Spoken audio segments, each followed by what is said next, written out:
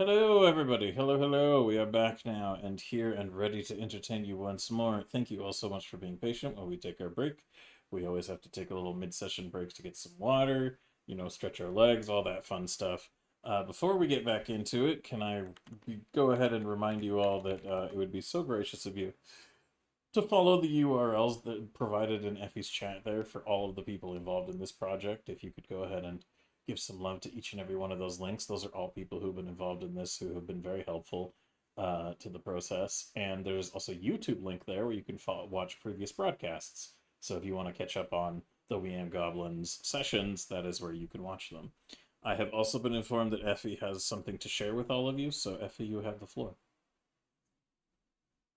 Everybody, I have a very important announcement that I was just made aware of. SCUBA is an acronym for Self-Contained Underwater Breathing Apparatus, which is really important and really neat, and I never knew that. But did you also, what you may not know, even if you did know that, is that TUBA is also an acronym, and I bet you've never heard of this one. TUBA stands for Terrible Underwater Breathing Apparatus. So there you go. That's my announcement. Effie, what the fuck? You almost killed Ash. That's why you gotta use the scuba and not the tuba. There you go. Thank you, Ash, for demonstrating. All right, we can. God damn it.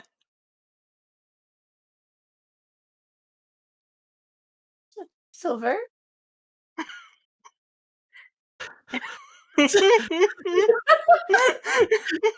Silver, are you okay?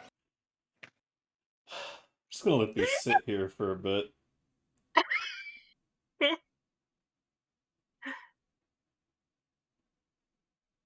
Oh my god. Just gonna take a moment. Let us reflect, chat, on this time we're spending together here this evening. But it was a pertinent announcement. I'm just. Yep. Yeah. Yeah.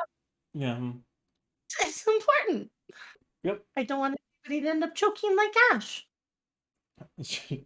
Yeah. That's that's fair. Yeah. Okay. I just want to go home.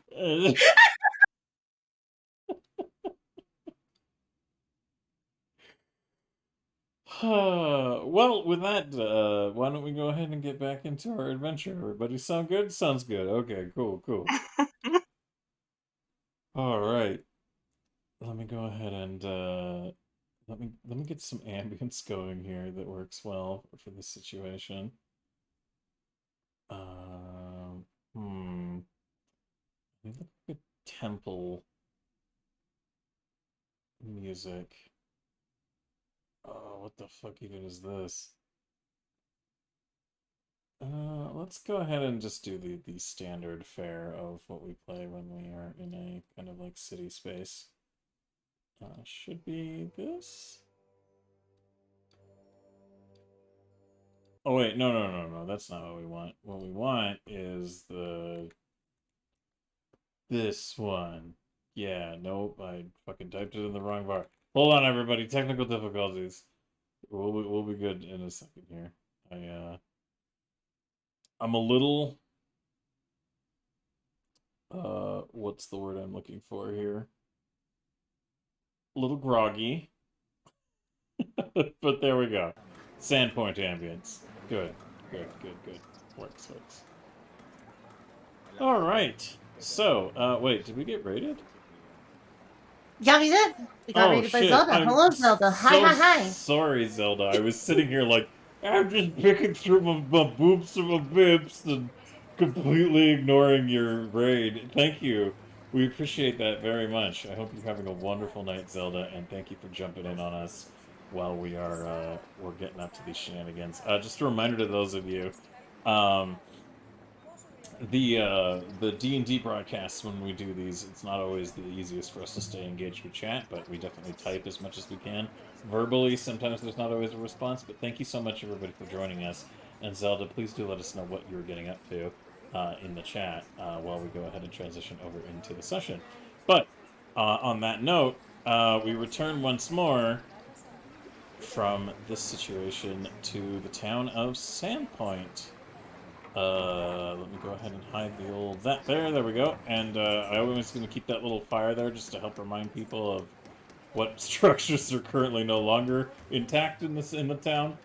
And that might change even more in the future or not. Who knows? But for now, as we come back to the day, the evening has progressed enough to it being the following morning, and while you were dicking around essentially in the cathedral for the day, I'm sure all manner of things unfolded with your presence, but eventually as the, shall we say,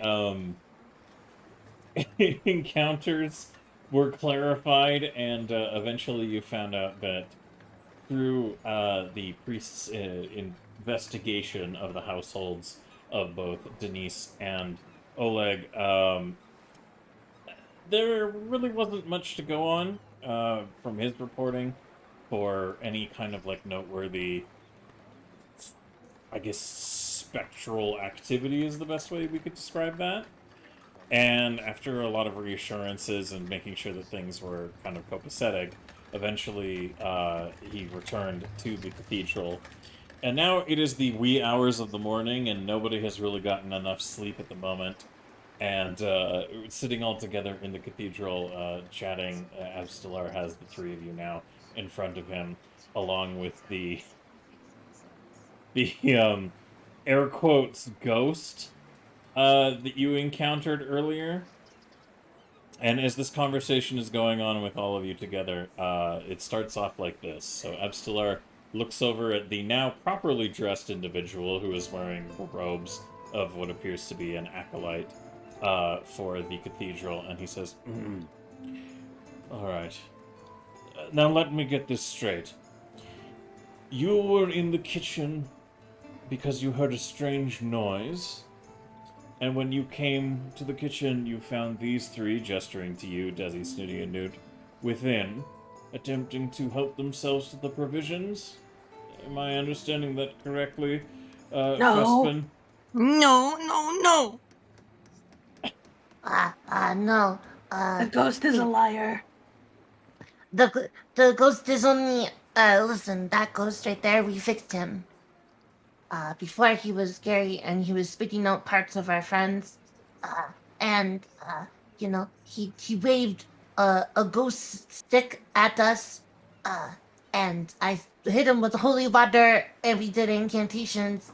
And he ran away. So He showed us his private parts and waved them around. I don't remember. Yeah, they were really small.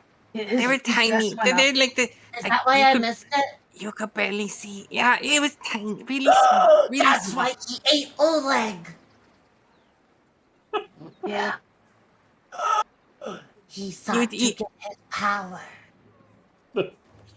You can see the acolyte going red in the face with a mixture of embarrassment and infuriation at the statements that you're all making, and he just kind of waves his arms around and says, "That's quite enough. It was all a misunderstanding. I understand that now that you're all guests of the father here, Father Xantus, and it's no matter. It's no matter. I'll just retire to my quarters." Also, all the food that I have eaten was because he left it out on the counter as he made himself a sandwich.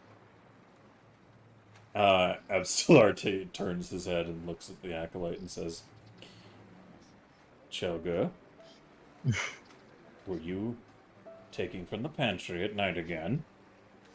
And he just kind of like looks a little bit more like flustered and red in the face and says, No, not at all.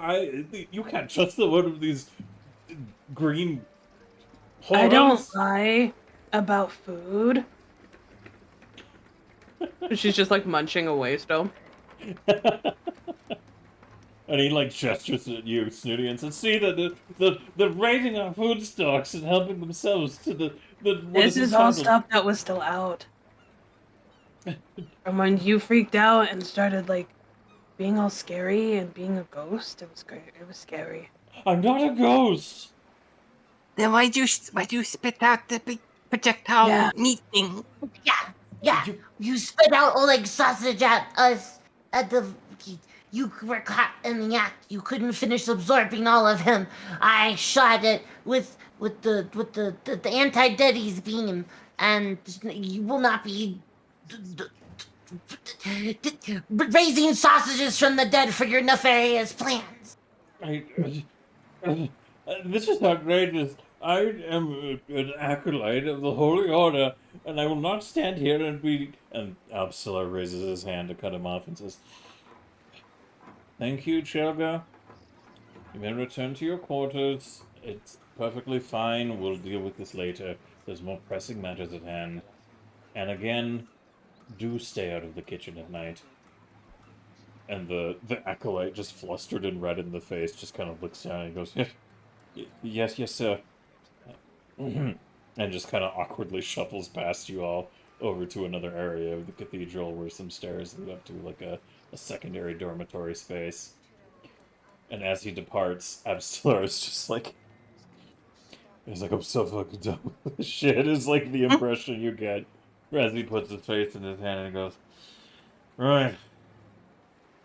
Well, you'll be pleased to know that as far as I'm able to determine, both of your residences, gesturing to Denise and Oleg, are completely spirit-free. There doesn't appear to be any residual issues from my detection of matters. There was some residual traces of a otherworldly nature, yes, in your bedroom, Denise, but nothing to the sort that I would consider my efforts of consecration to be ineffective. As far as I am aware, there is nothing to be concerned about within the proximity of your homes, and you may return to them as soon as you're ready to do so. You are more than welcome to remain in the cathedral and avail yourselves of our sanctuary in the meantime, but please, if there's nothing else, I do believe I need to sleep.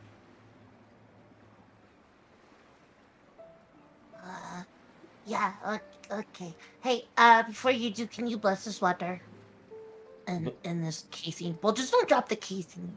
Would it It's be fine. like see-through? Like, would he be able to see what's inside? Yeah. Alright, so he grabs the container of, like, the bomb assembly aperture that you created, and he looks at it quizzically and shakes it a little bit, looking at, like, the shards of metal inside, and just kind of passing it up and down. He goes, what a strange thing you've made here. What is this? Oh, it is the core of an anti-Deddy bomb. The inside core is made out of water and salt, and then bits of metal. So it is concentrating both the salt and the bits of metal. It will be housed inside of basically a large alchemist fire bomb, which will then superheat the water and turn it into a vapor that will flood into the barrens with a concentrated holy water and salt infusion with a mild shrapnel effect upon impact. I need the metal shards to get excited and hit by the impact to break the vial, which then dumps the water into the alchemy fire, which then heats the water with the alchemy fire and then causes the container to be under pressure, which then explodes at high velocity, spreading the steam of the holy waters that you are going to hopefully give me into the barrens. He just, Are you following? he gives you, like, the most, like, what look on his face that I think you've ever seen him make for the evening. And he just Laughter. kind of... he takes the, the container and just holds it up in front of him, and you just hear him mutter a few words under his breath as he does this holy gesture, holding a symbol around his neck towards the container, and you see like a little bit of a glow emanate from it against it, and he hands it back to you and says, "This is... you had been mentioning a prototype for some sort of anti-ghoul bomb, yes, at Yeah. the council meeting?" Yes. You see, I can alter my bombs to have a smoke effect that fills up a very large amount. So I am alternating it so it turns into holy smoke. In other words, I am hoping to use this bomb and the barons, and then the ghouls will die because they'll be like, ah, holy smokes, we're dying, blah! And then, that takes care of the problem. He nods his head up and down a little bit and says, well, Uh, it seems the assembly is sound, but I am no explosives expert. I hope you are able to make use of it, and it's a good thing that you mentioned this, in fact. I'm happy to help you facilitate the creation of more if need be, because it would appear the ghouls are getting bolder if last night's encounter is anything to be taken from it. They are a crafty group and are known to coordinate in large enough numbers.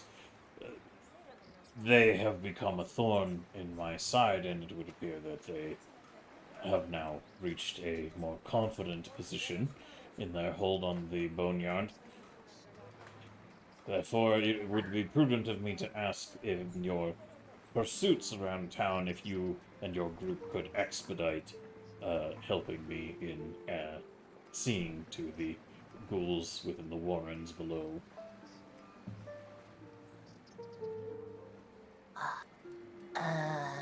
y- yeah, I mean, I'm good at that. You guys good at that?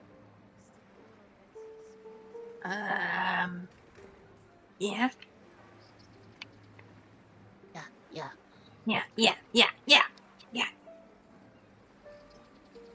Snooty, any Well, word you- input? What are we doing? Oh, we're gonna go help this man with the daddies. As long as I get a ride, I am fine. Points to Newt.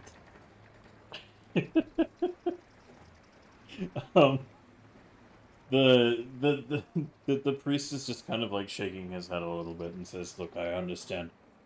I offered you the opportunity to be vouched for in the town, but what I'm asking you to do is of a very dangerous nature, more so than running a little bit of odd errands around for other residents of the town. So I am willing to pay you per ghoul carcass or head that you're able to bring back to me in proof of their demise in the Warrens. I am unsure of exactly where they are entering from underground in the graveyard, and I am unsure of how many there are down there, but if a sufficient number are dealt with and you return to me, I will happily endorse your attempts to earn your citizenship to Sandpoint and prove yourselves worthy of being cohabitants.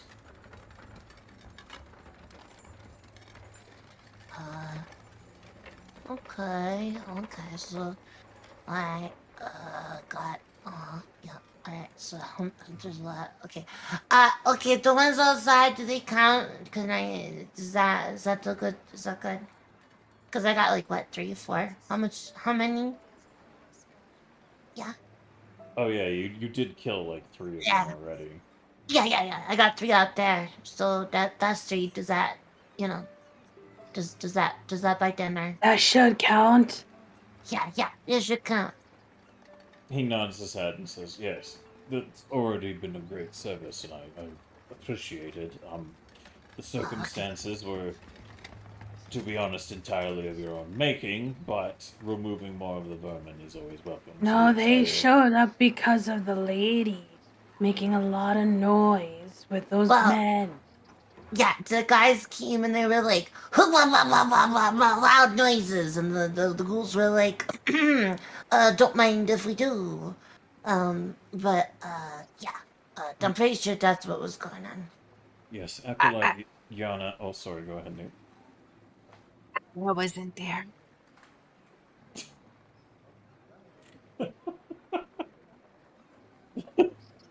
The priest just gives Newt like a "yes, dear" kind of look, like very good, and then just kind of sighs and he says, "Yes, I am troubled as to why Acolyte Yana was out and about at that hour in the company of, as you say, strange men. How many individuals were there exactly?"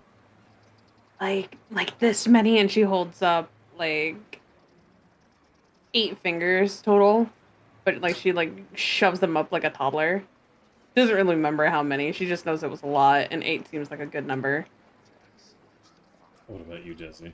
Do you have anything to weigh in on that statement, or do you let Snooty do that representation there? I'm gonna let Snooty do it. But nod my head very authoritatively and go.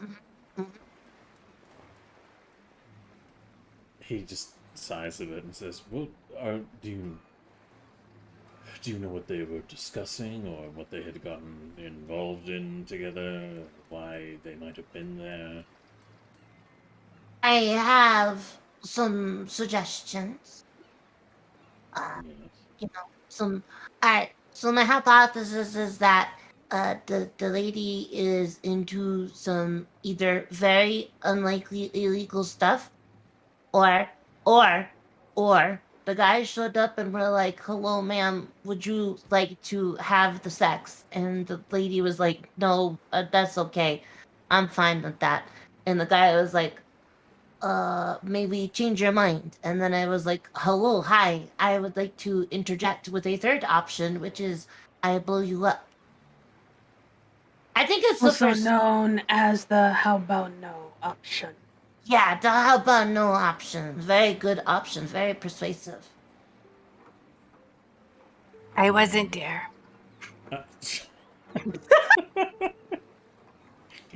Yeah, again, like a round of like everybody looking at Newt for a moment, and then the priest just kind of sighs and he says, "Are you telling me that my acolyte has been soliciting others for sexual intercourse?" We don't know. We walked in on the situation. I mean, it could be argued that you have multiple listenings considering the way your ghost reacted. The priest looks at you like confused, and he says, "What do you mean by that, Newt?" I mean, he immediately raised his robes and showed off his body. Yes, that And we is. were like, no. It is very troubling that another of my acolytes exposed himself to you. I wasn't sure at first because it was so tiny.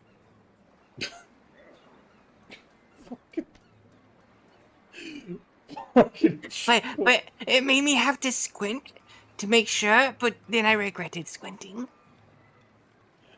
Poor Chelger. So the priest just sighs. And he says, "Well, obviously, I'm going to have a long disciplinary conversation." No, small. It was small, not long. Yes, thank you, Newt, thank you. Yes, it is apparently my acolytes have been afforded far too many freedoms.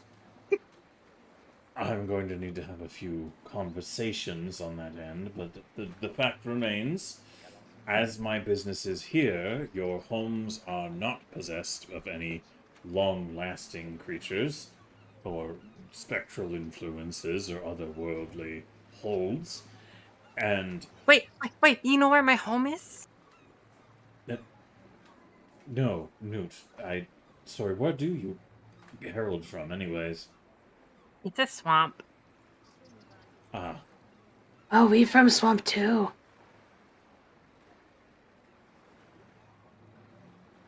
Yeah. Swamp's very good.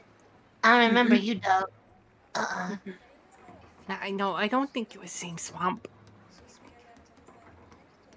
There are more than one swamp? Apparently? Oh. I didn't think there was anything but swamp. No, I mean, you're so different. But then I was somewhere, I'm like, this is dry. This isn't swamp.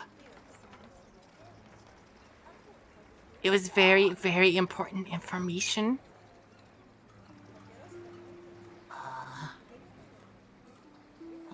Yeah, that's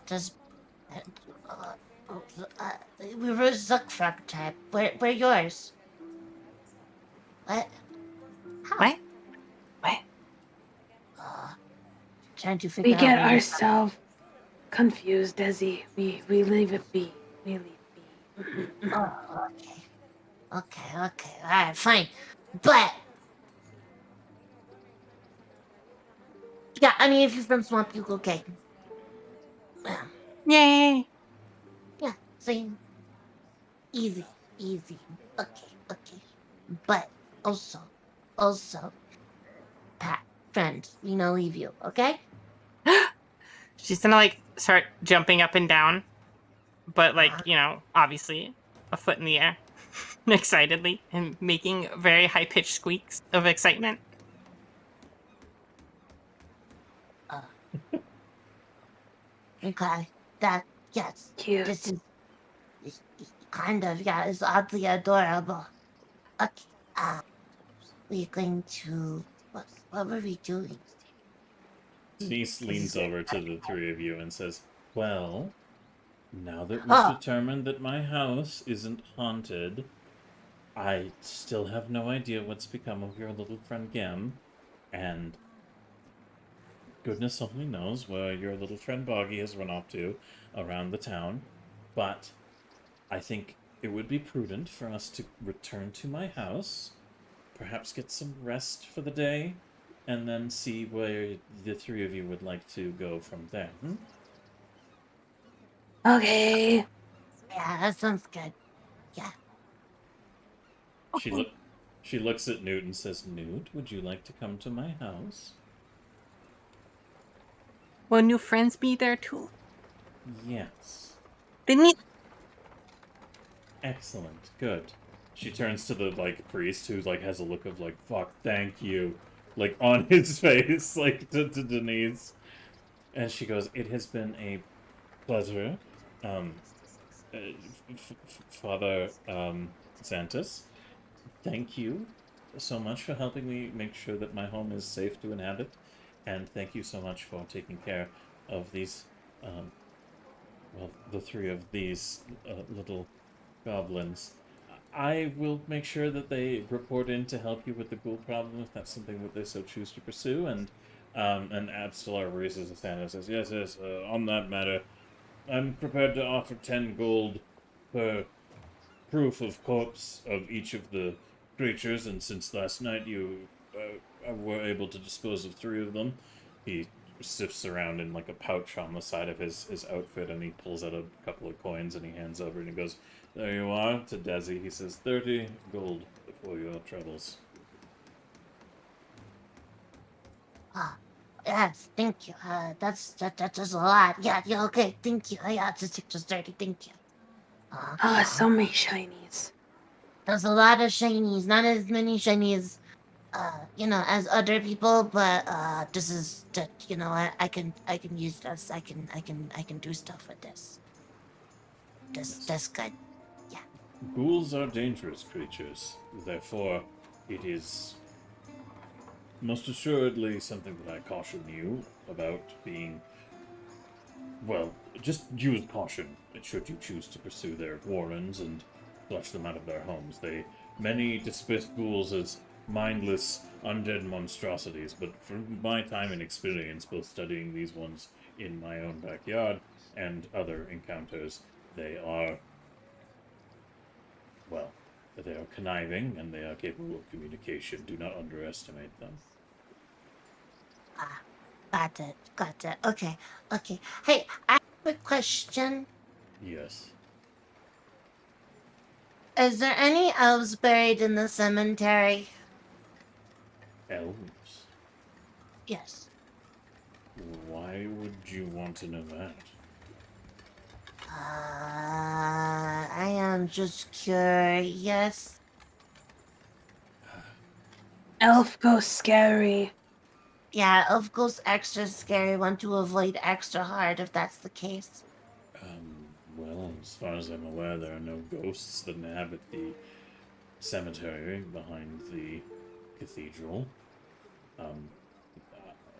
I suppose you could inquire with our groundskeeper who tends the boneyard, Nefer Vosk. He is the one who oversees a lot of the upkeep of the cemetery, does a lot of the grave digging, and has been thus far doing his best to repel the ghouls. He would probably have a little bit more information for you about that, but I'm afraid some time ago the original cathedral in this location had burnt to the ground, along with a lot of records of who might have been interred in certain grave sites. So I'm afraid a good portion of the individuals who are still buried in the older sections of the boneyard are, unknown to us.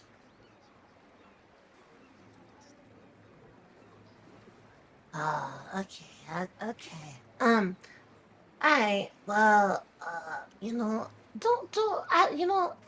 Well, we'll cross that bridge if we come there. And then she's gonna take out her book, and she's gonna make a little note with a little piece of charcoal under something, and then she's gonna close it and put it back in her pouches and go, okay.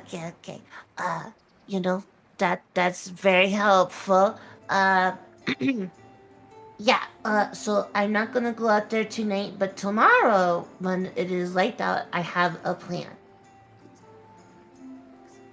Well, it's today and it's light out now, so it's like Oh, shit.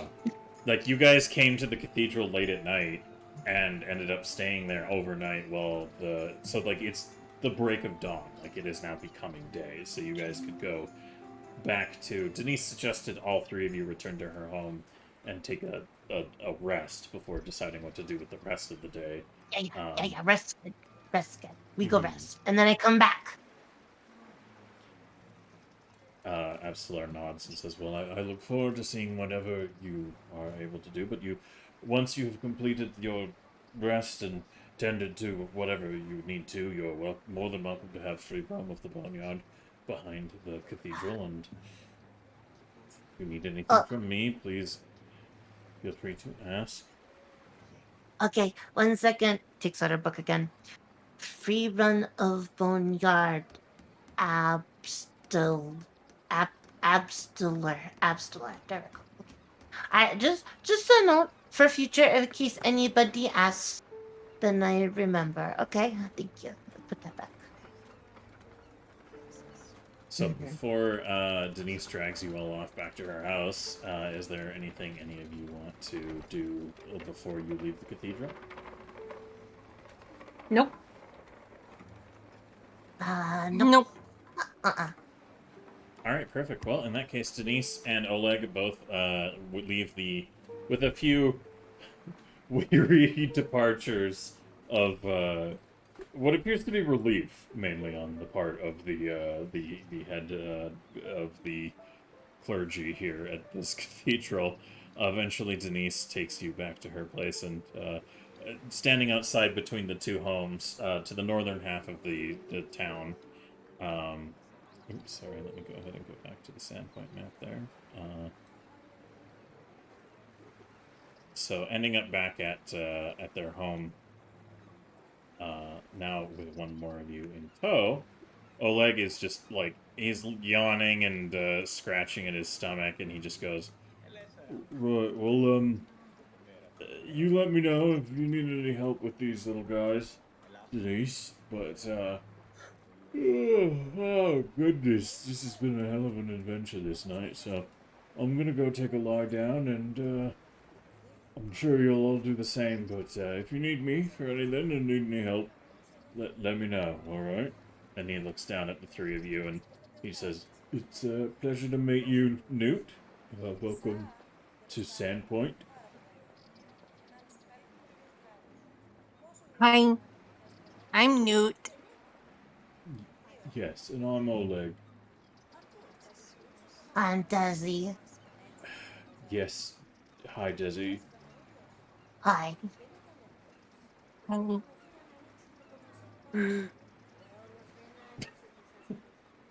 That's Snooty. She's kind of done with everything right now. She was purple and got bit. She wants to go face down in bed. Nobody likes bad.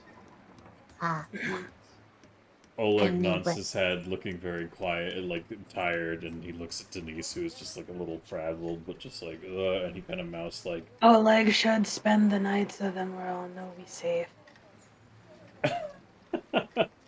he he overhears that, and Denise just kind of like a little wide-eyed is like, I well, it's not the night anymore, Snooty. We'll be sleeping through the start of the day, but Uh-huh. she looks at Oleg and says, you're more than welcome to sleep on the couch if you'd like to keep an eye out for us, and it would help us feel a little safer, I'm sure.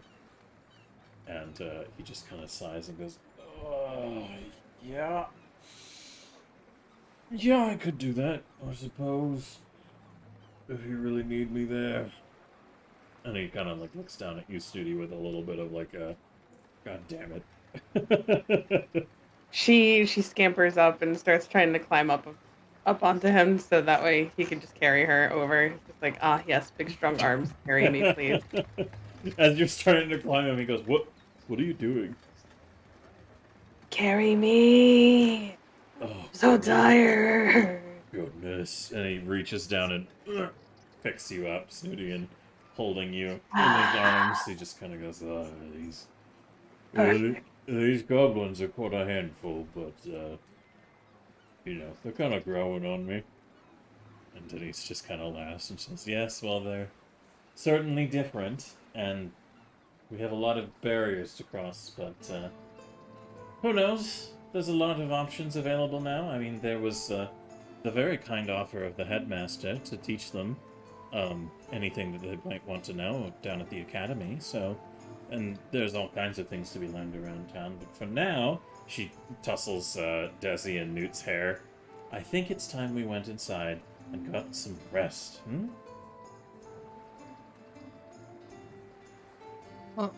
That's Okay. good.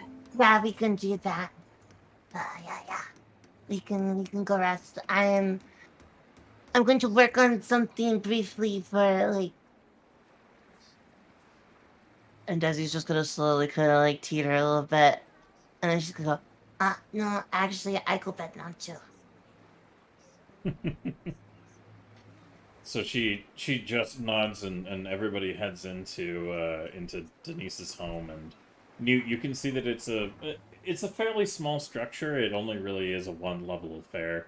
It has a bedroom, what would pass as like a bathroom, a main room, kind of like a living room slash kind of a multi-purpose, and then it has a side kitchen space, and isn't very like nothing elsewise all that noteworthy about it. But I imagine to Newt it's probably like pretty fancy compared to swamp life. And as she leads you all into her home, she nods at Desi and Snooty and says, "Okay, well, since your other little friends aren't here at the moment, and Oleg, you can take the couch." She just gestures to Desi and Snooty and says, "Would you two like to share the bed with me then?"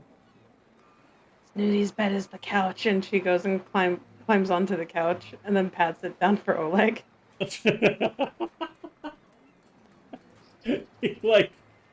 He gives a weird look to Denise, and then Denise just kind of shakes her head and is just like gesturing, and she's like, "What? You enjoy where you sleep then." And she looks at Desi and says, "Desi, would you like to join me in the bed?" Yeah, I'm tired. Okay. Too And many anti-daddies and ghosts and stuff. My brain's tired. she And my nods. eyeballs are cooked.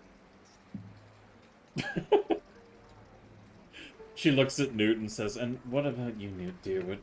Do you have a preference in where you sleep?" Newt's gonna like be like, "Do you have extra blankets?" Yes, I have one or two. Why? She's gonna grab it and fashion like a little hammock and like hang it up in the ceiling. In like the living room area or in the bedroom? She'll be like, "Where can I put bed?" Before she hangs it up. Denise looks a little confused at what you're doing, but then notices what you're doing and is just kind of like, "Well, I suppose it would be better in my bedroom. You can work more with the rafters in there, I suppose." She will like scamper up the wall. Like you'll see her climbing the wall, but like she's still floating. but it doesn't look like she has to really try hard to climb. But she's making effort, like she's climbing, even though she's not really. And then she'll like get up in the rafters and like tie up the hammock and like lay down there.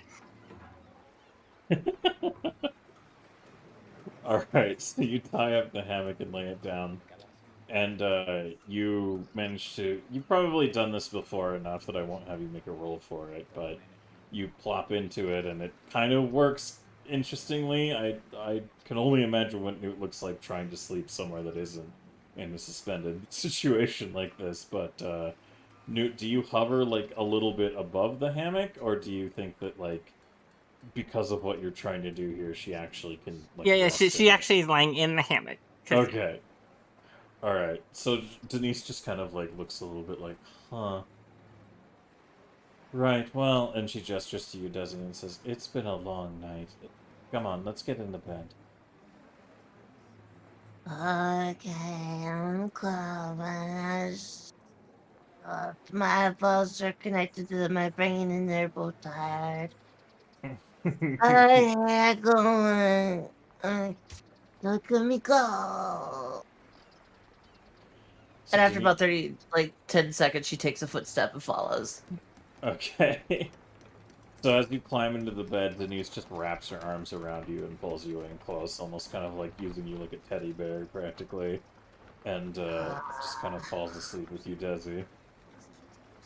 Yeah, Desi's just gonna be like, And Snooty, Oleg is like awkwardly trying to get comfortable on the couch with you present there. How are you going to approach the Oleg on the couch situation? She just like if he lays on his back, she just flops herself on his chest because he's so big and just passes the fuck out. So he lays down to get comfortable on the couch, and you just scramble onto him and unconscious, and he's just kind of like for a minute he's like looking like really awkward, like I don't know what to do with my hands, and then he just Mm-hmm. puts his hands in your hair and realizes that it's actually quite soft, so he's just kind of like oh, and just starts giving you like little head strokes through your big poofy hair as you're falling asleep on his chest, and eventually he just kind of Is now a cat. Perfect. yeah. So he's just like, okay, all right, I can. So as all of you manage to collectively get a little bit of rest in Denise's home, eventually you are greeted with the sounds of the kind of like later afternoon as you are all finally awakened from your slumber to having a good roughly like 6 hours, putting you at just a little past noon. So as the like afternoon begins and you all begin to awaken, um, Denise just kind of like stretches and gets out of her bed and goes into the kitchen and starts fixing up some food from what she has in her stores. So meanwhile, as you guys are waking up, Desi, how do you want to approach it? You've gotten a good day's rest, and now you feel a little bit more rejuvenated. What is the first thing you want to do starting the day?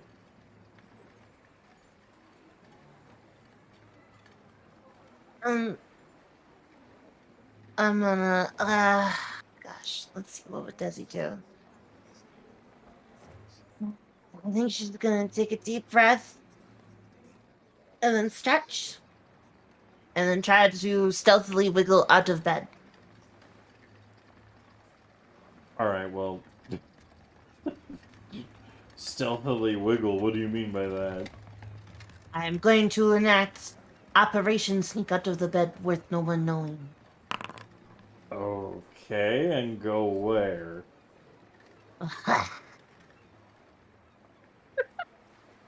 Wouldn't you like to know, Mother?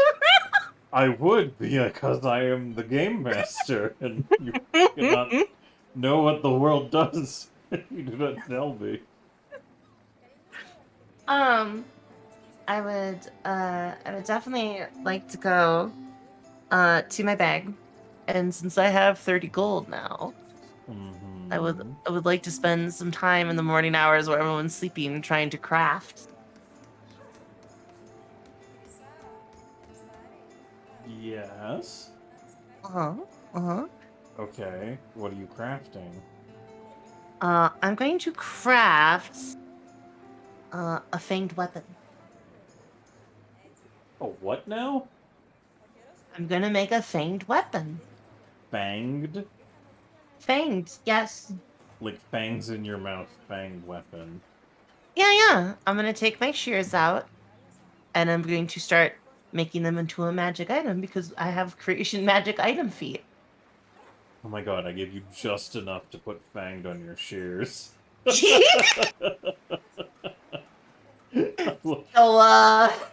Yeah. Fucking interesting. Interesting. When etched with this rune, a weapon's hilt or haft becomes engraved with grooves that match the imprints of a wolf's teeth. By putting a fanged weapon in your mouth, you can transform into an animal. Interesting. yes. The animal matches the animal you're most closely associated with. What the fuck Yes. is a goblin most associated with? I don't know. I think it would be either based on personality or not, but if you can't come up I with anything, mean- it's a fucking wolf. A chihuahua.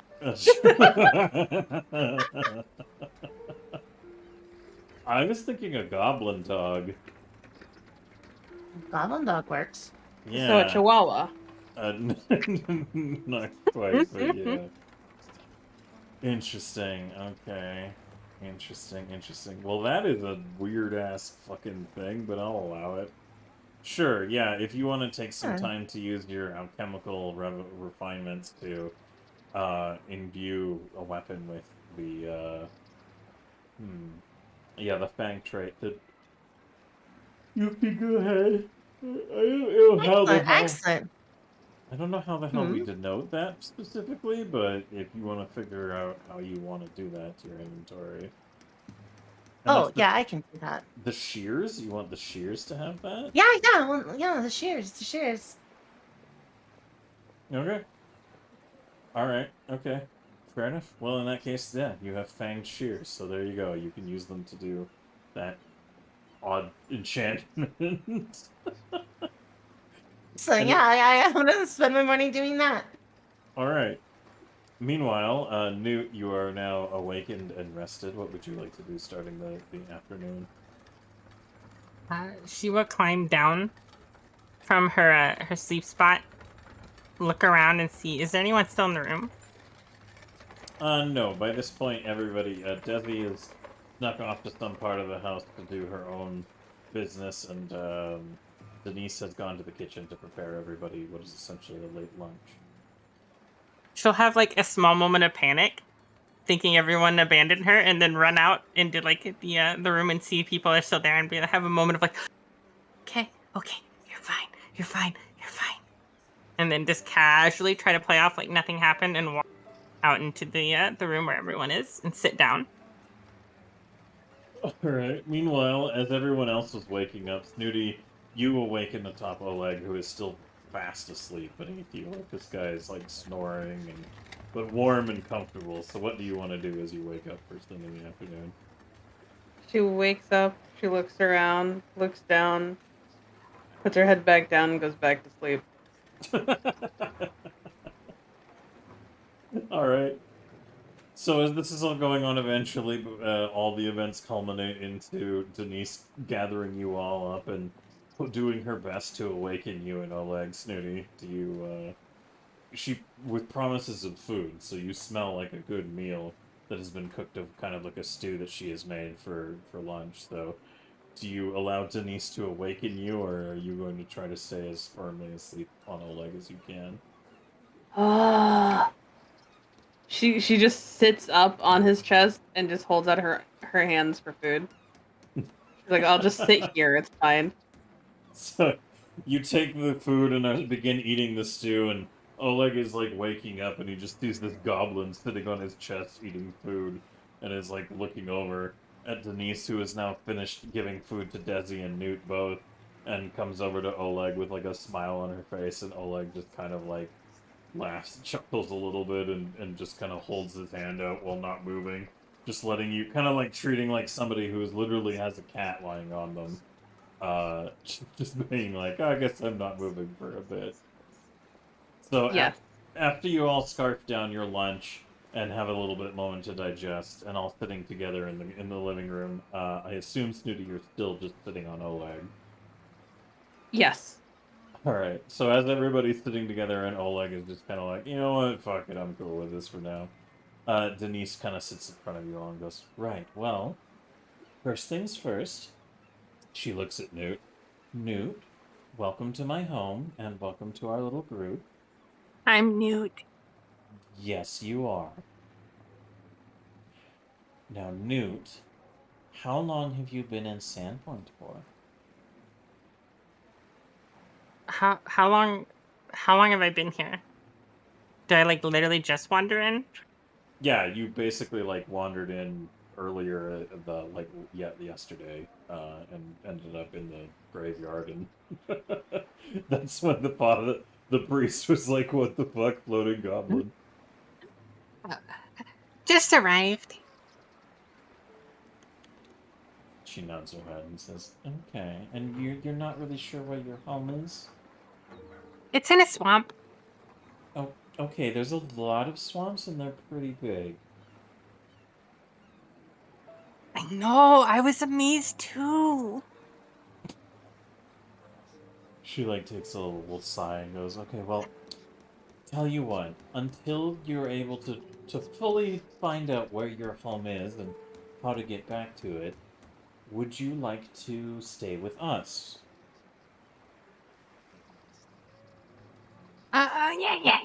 Yeah. New friends here. I like new friends. Okay, and Denise nods her head and she looks over at Desi and she says, "Desi, are you okay with Newt staying with us?" Huh? What? Sorry, I wasn't paying attention. I was working on this thing. I was asking you if you're okay with Newt staying with us for a while. Oh yeah, I don't see why not. She's nice. She a new friend, and dentist. I think that people left her before, and now she's having anxieties. So, you know, I think probably it's a good idea to have her. Yeah. She like leans in a little conspiratorially to you and she goes, "I was thinking the same thing." And she looks. Newt's gonna lean in because she didn't hear what they said, but it's gonna lean in that they're all cuddled and be like, "Hi, I'm Newt." God damn. She. Denise chuckles a little bit and ruffles your hair, Newt, and says, "Yes, Newt. Hi." And she looks over at Snooty and says, "Snooty, are you okay with Newt staying with us?" Yeah, they are cool and they fly. Hmm. Which is an interesting trait, to be sure, but I guess it's not really a problem. And she looks at you a little confusedly and says, "Newt, how did you come to end up, well, floating?" She's gonna pull out like the makeshift book and like flip through it like she's reading, and then like go to a page and be like, and it, some things just be that way.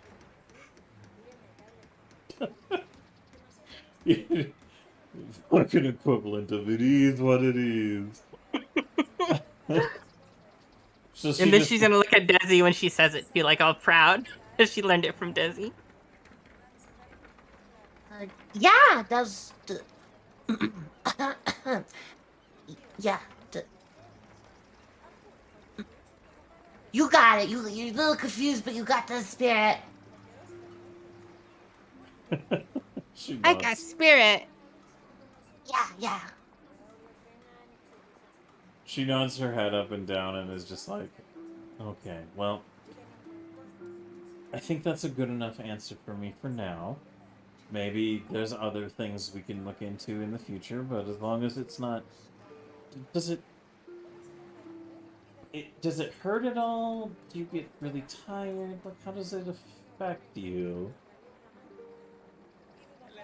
What? The floating, you don't seem to ever really touch the ground that often. Oh yeah, ground's swampy. Things bite you. This is true, and you said you came from a swamp. You know, I think I'm putting together some pieces here.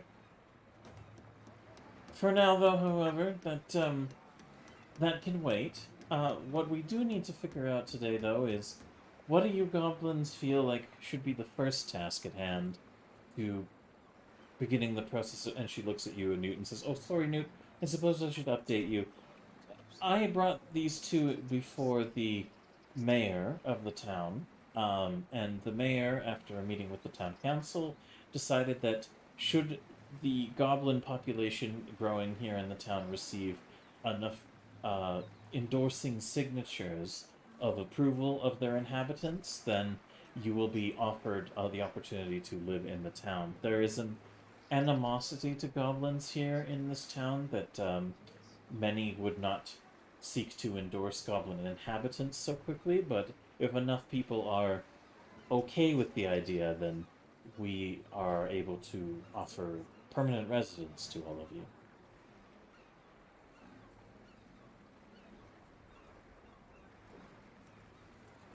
She'll look over to Desi. It means we are looking to live here and get a house or something, yeah.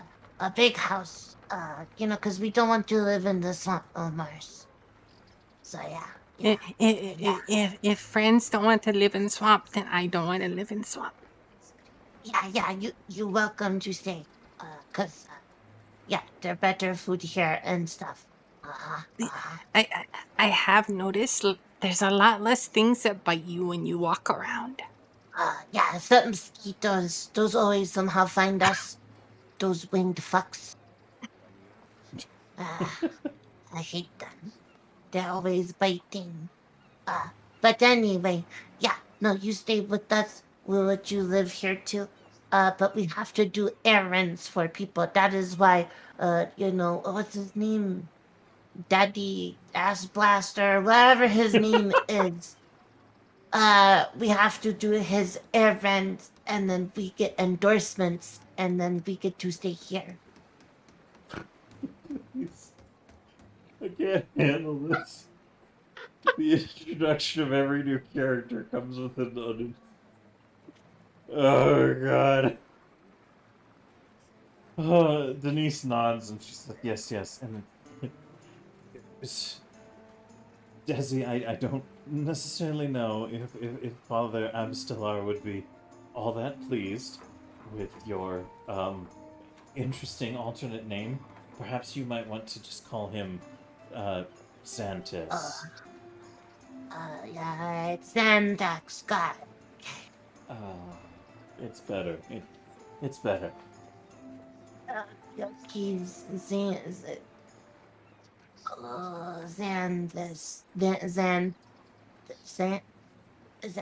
The other way is easier, but I will try just for you, dentist. Thank you, Tessie. So she leans forward and she says, so, to that effect, essentially what the council has said, that if you receive endorsements from citizens around town, there are enough signatures that will provide you with we have a month to come up with enough endorsements while not breaking the laws of the town to hopefully endorse your inhabitants here. And there are numerous ways that can be achieved. There are tasks that are to be provided for all of you, necessarily from the council, but it did sound like Father Xantis, well, he did put a bit of priority on dealing with the ghouls. It seems to me like if they're not dealt with sooner than later, when they are approached, they could be worse. But it is dangerous work, so maybe we would need help. I'm not entirely sure, but what do you three think? What should we start our day off with?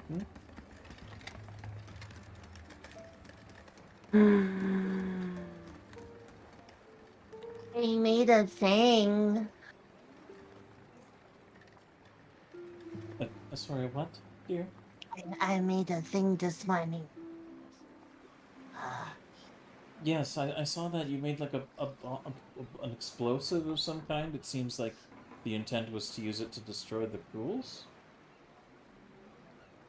Yeah, I mean to do that later, but no. Here, look. She's gonna hold up her shares. Oh, those are very nice. Yeah, the watch. Okay, so, okay. Hold on. I got to make sure I put the teeth marks in it. And then I'm gonna bite on the end of the shares, the handle bit. All right. So, let's see here. You can attack with the fang, blah, blah, blah, for effects of hands, use blah, blah. So, yeah, as you put it into your mouth, I would say that you absolutely turned into a fucking goblin dog. I would have also accepted ferret. Well, goblin dogs are...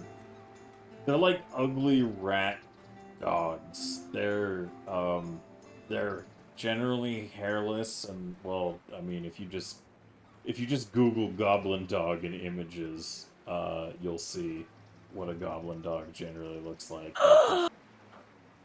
It is a chihuahua. They are kind of chihuahua-y, but if they were the size of a fucking, like, golden retriever. But yeah, you're kind of like a hairless, terrifying rat creature as you turn into it, and Denise immediately stands up, and it's just like, what the fuck? Like, her reaction of like, ah! Snooty, how do you want to react to seeing Desi turn into this fucking creature? She's gonna instantly, whatever she has in her hands, just like be like, ah, hot dog, and just like fling it at her in hopes that it makes her drop whatever's in her mouth to make it go away. Things off my head, and I'm gonna spit out the shears of the spot. You're like, no, it's me. Look, here, you try, you I bite. defeated the dog. No, I I was am the dog the whole amazing. time. You're a dog. Ah! No. Put this here. Bite this. Put in mouth. It's being forced in her mouth. She bites down.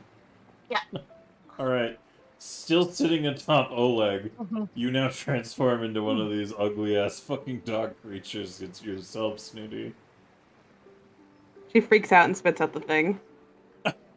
That's cool. You became rat dog.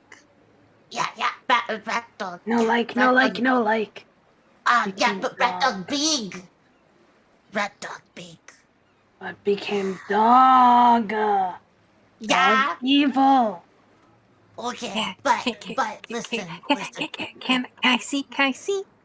Oh, yeah, here. You try. Bites down. Alright. Dude becomes a goblin dog. Am I still floating off the There's another ground? thing. Am I still floating off the ground? Yes, you're a floating goblin dog. I'm gonna like walk over and like push Snooty onto my back and start running around the room. Snooty is just freaking out, like, get me off this thing!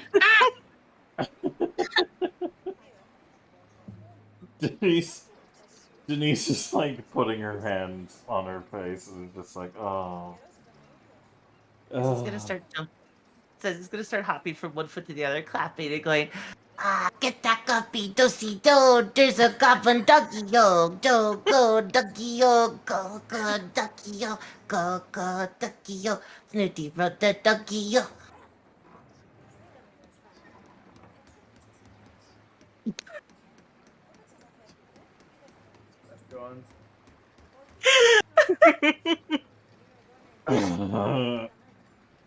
All right.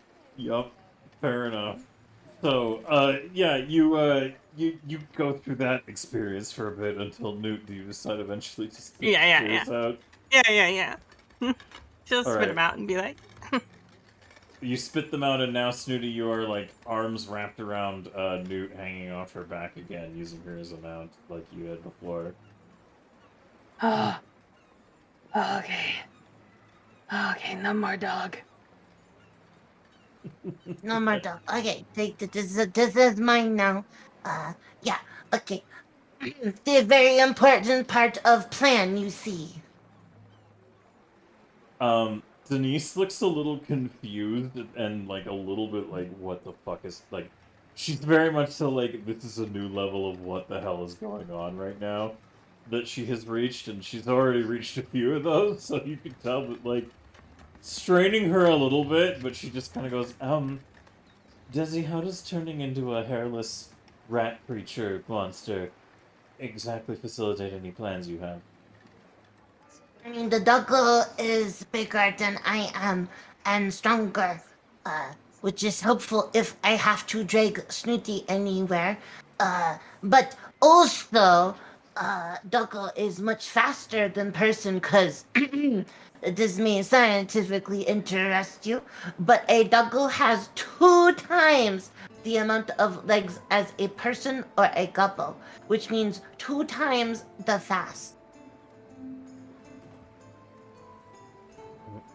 Oh yeah, shit, Goblin Dogs have a 40-foot movement speed. Good lord.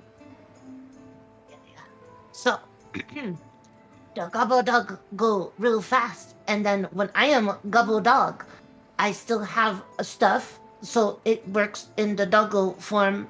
So then I am the fastest doggo that exists.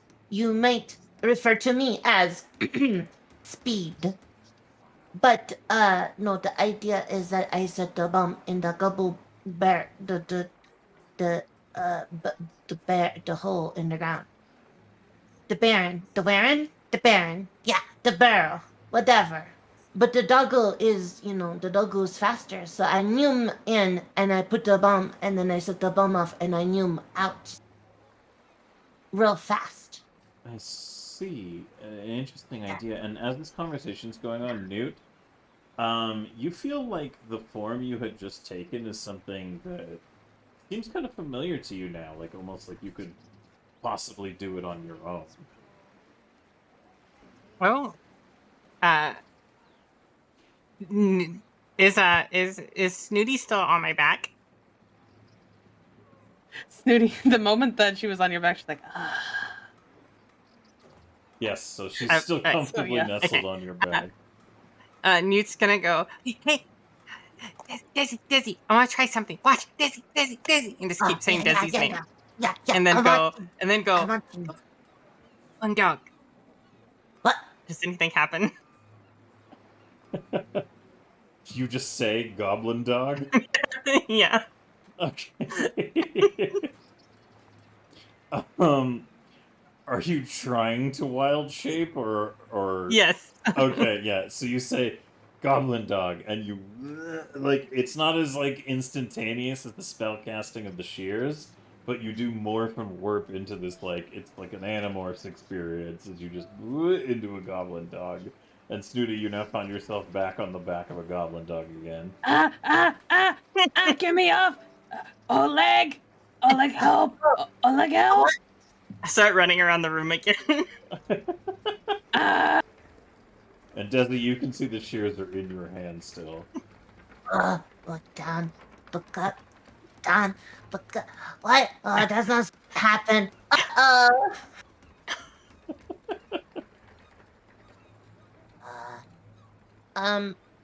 The technology that I am working with is highly experimental.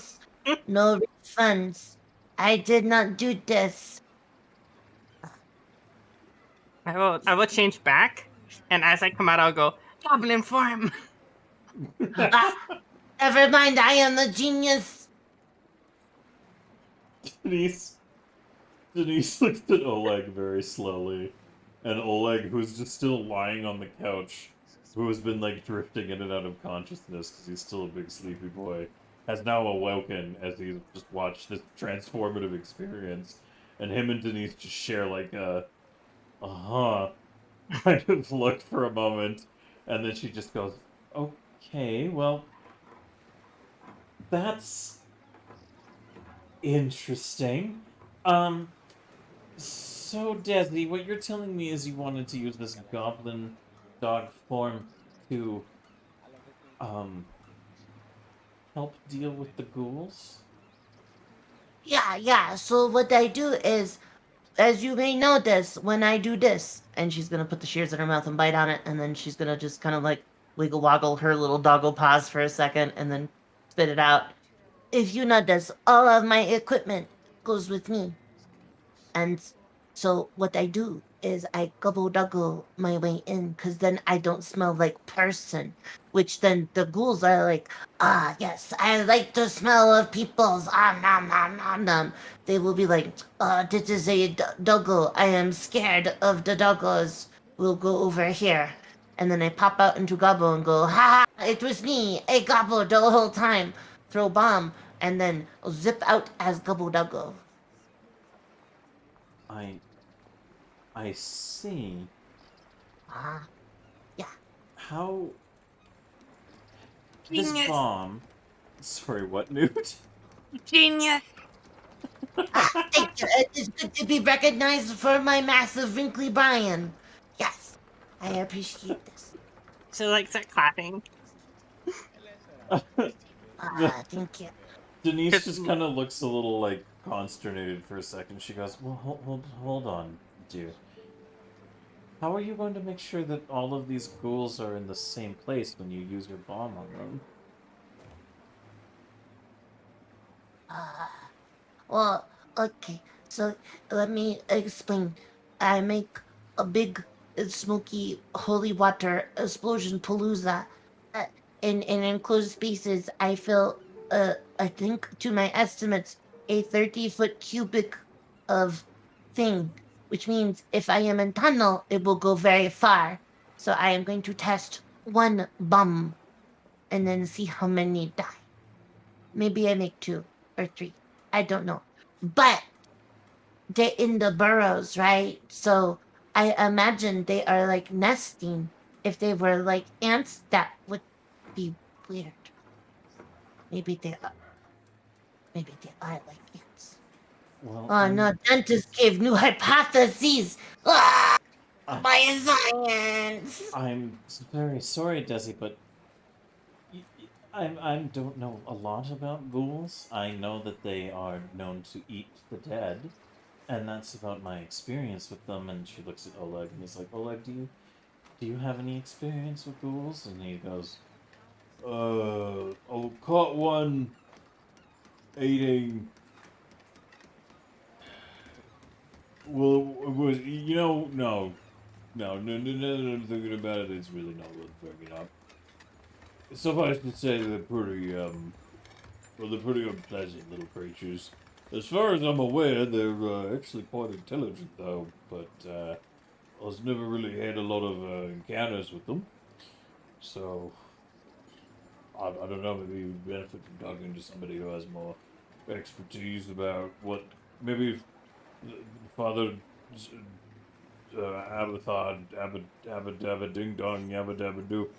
Father Absalar has more information for you that would be helpful on that matter. It seems to me like if you're going to be going underground, though, looking at to take some of these flesh eaters out, you should really make sure you know where your exit is. You don't want to get trapped under there with all those horrible things. Yeah, no, that is a good idea. Yeah, I have methods to figure this out as well. You see, I was given something last night, something great and mysterious, something that I do not know how it was befit to fall into my hands, but I swear to you, it came into existence to find my gobble hand. I show you the roll of thread. Here, see. I put this out there and then I spool it when I go as Doggo. And then I have exit. Wow. Wow. I was like, I wonder if anyone's actually going to make use of this when I put it in that table. Thank you for definitely doing that. So Denise looks at it for a second and she goes, Did you take that out of one of my sewing kits? No, I just explained to you. It showed up into my hands mysteriously. I was at the church and I was drinking Snooty in, and then it went poof. And I was like, this is very interesting, but not now. And, I had other things to do at the time, like save Snooty. But then, now that I'm thinking of it, it is a perfect system to get back. It just sort of, I'm going to call it, uh, I'm gonna call it, I need to come up with a scientific name. I'm gonna call it, uh, I'm gonna call it Dread. Tunnel, hectic, ready, exit, uh, return, no dead, system. I am going to patent it.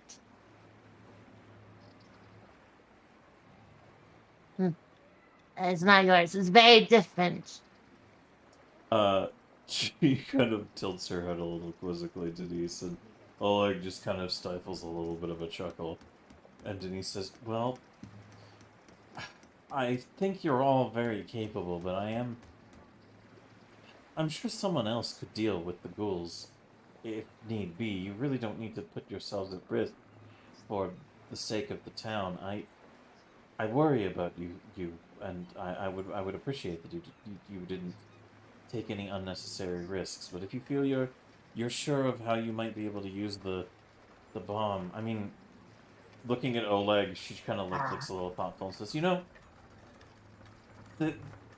from what Father Amstelar said, they've been getting a little bit more brazen, and while they do come to the surface in search of corpses to exhume, perhaps you could use that to your advantage, create some kind of trap for them?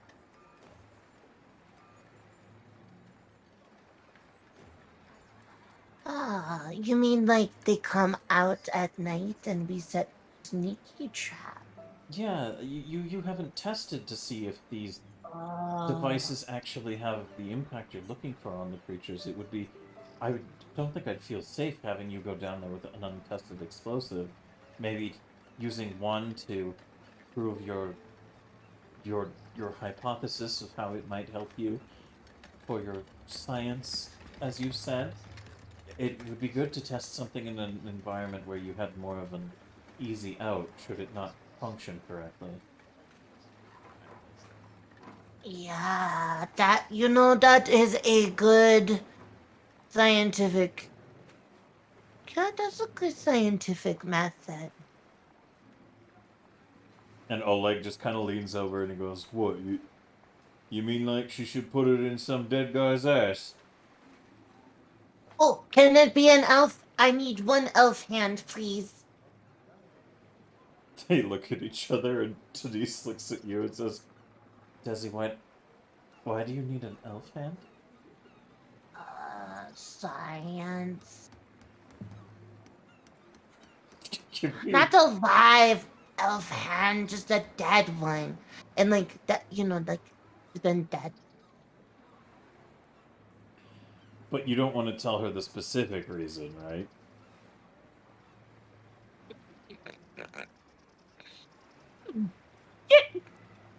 Are you withholding information? Yeah, kinda. Okay, give me a deception roll, please. Damn it! I didn't want to have to explain that. Does he deception go? Bam. Okay, alright, well, I'm pretty sure Denise doesn't stand a chance on that roll. Let me go ahead and, fucking, roll, where's her perception? Yeah, no. So she just kind of sighs and goes, you know what? I've learned to stop asking these questions in too much detail. I don't want to know why you need elf remains, but I'm pretty sure if you got a hold of some elven corpse from the boneyard, it would upset a lot of people. If it was No, already no. exhumed by the ghouls or they had something of that nature, then sure, why not? But I'm Ah, fairly certain that you would get in trouble if you started digging up elf corpses. but here is the neat part. Ghouls are dead people that eat dead people. So therefore, if I'm already killing the ghouls, and one of them was an elf, it still count, cause technically it's elf hand. Nobody get mad, and if they go, "Oh, you stole my dead, great dead friend, elf hand," I go, and she's gonna pull out her book and hold it towards dentist and say, "Desi has complete run of the boneyard, signed Daddy Ass Blaster." Oh, I remember that. That happened. Happened. I have witnesses. So I witnessed. yeah, yeah, witnessed. So that is why I get elf hands. Scot free. I also get paid to take elf hand, which is pretty good. Mm-hmm. Mm-hmm. Oleg leans over on the couch and he says, I think she's Is got he? you there. Desi's so smart. Desi's so smart. As he's gonna start turning like purple because green and red. She's gonna turn a little purple and be like, "Thank, thank you. That's too kind. I appreciate it. Uh, yes." Mm-hmm. So Denise she shakes her head and says, okay, well, fine. I'm not going to ask questions on that front, but what I do want to know is, what should you do next? What do you all think should be the next course of action? I mean, obviously, what I'm hearing here is you have some kind of bomb that might be helpful against these ghouls, and it should be worth testing. But I'm not entirely sure what you want to do with the rest of your evening before it becomes dark. I want to go to where the dead people are, like the people that die in the town. And then I want to take a body and I want to put it in a box and put it in the boneyard. And I want to use the string to hold up a bomb. And then when they come out to try to eat the body in the box, I drop the bomb on them. We test. I also would like to. I want to be where the dead people are. I want to feed them and also kill them. Oh my god. Alright. Oh god. I want them to. I'm sorry. She sighs and she says, okay, well, I'll leave it in your hand. You know what? This is a little entirely too much for me. I have other things that I need to attend to around town. I will leave you three to figure out your way around the approach of it. You're always welcome to come and go from my home as you like. And if you need anything from me, you can always come to me. I have some errands I need to run around town, and I'm afraid I'm not going to be much help in the ghoul warrens, so I'd ask you not to ask me to join you in anything other than a supportive role. But Okay. if you plan to do anything with corpses or anything of that nature, I would highly recommend that you speak to the priest beforehand to get his permission to do whatever it is you have in mind. Okay. But free roam of the boneyard.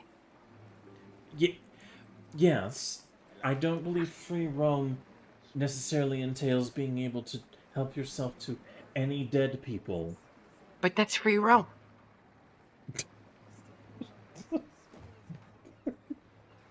That's true. Uh-huh. If it has free in the name. Uh-huh. Yeah. So elf hand free. Elf hand very free. In fact, elf hand better than free because they pay me for elf hand. they're like, oh, killed ghoul? Had elf hand? Don't worry. Just bring me head. That's all I want. Fucking daddy ass blaster is silly. He just wants head all the time. No hands. Just head. Huh? So think how many elf heads that he could have, and think how many elf hands I have. And you know what? Taking heads is worse than taking hands. I think that he is the one that will be in trouble, if anything. Desi has point. Desi has point. Uh huh. Ooh.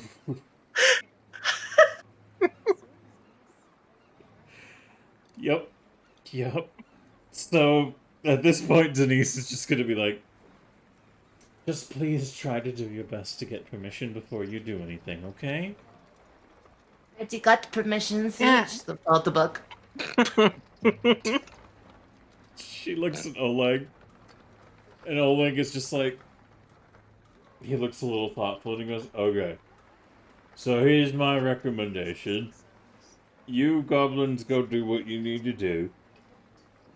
Test this bomb out, get rid of the ghouls, and if anybody asks why there might be a corpse involved that you may or may not have gotten your hands on, you just tell the priest that the ghouls had it first.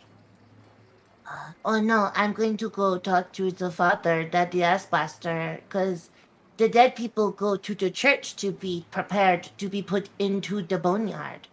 So I imagine, if anything, I might be able to see the pie man in the cart one last time. I kind of owe him an apology, and then another apology because, as if I understand it, he is the freshest dead body that I am aware of. So it's sort of like recycling to use him again. You know? What? Snooty has had gotten off of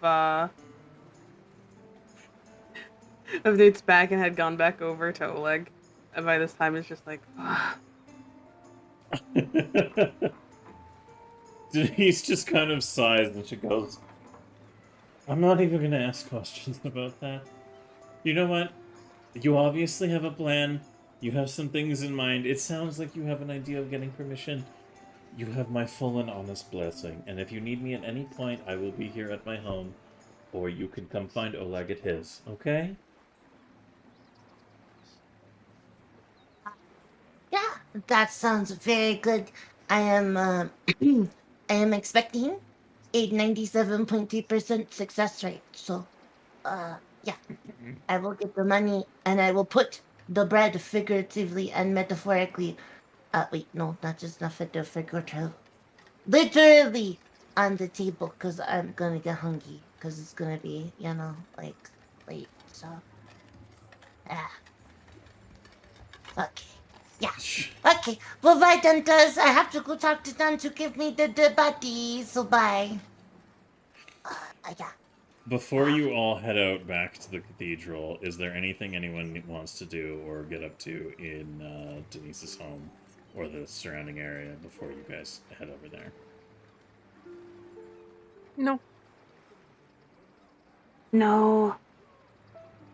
Alright. So heading back to the cathedral, you take fucking Jesus Christ. You go back to the cathedral and make your way across town. And eventually making your way back there, you're greeted with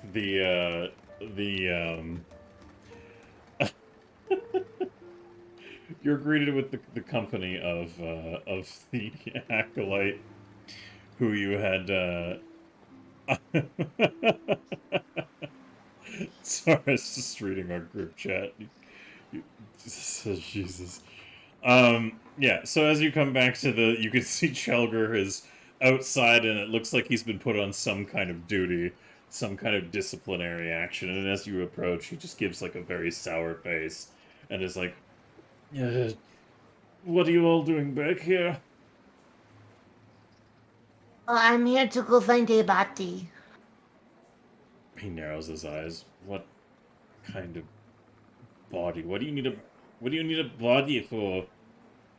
To beat the ghouls. But wouldn't you like to know, Ghost Boy? He just narrows his eyes at you and says, I am not a ghost. And I need you to stop implying that I am. I'd appreciate it if you stopped making mention to other people also about my other assets. I mean, you are no Oleg, but that's okay. That man is a medical freak. I am 100% sure of it. I still love him very much, though.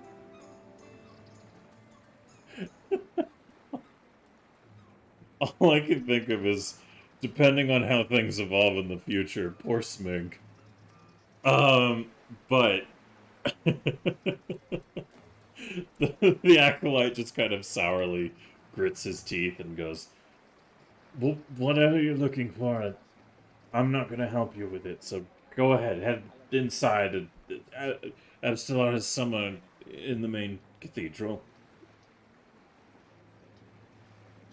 Okay, thank you. I will now go talk to your daddy now. Bye-bye. Bye, Ghost.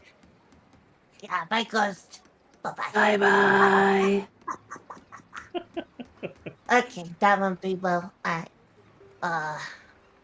So as the three of you enter the larger stone cathedral space, you can see that Father Abstellar is, oh, so sorry, Newt, did you have something you wanted to say there for a second? Yeah.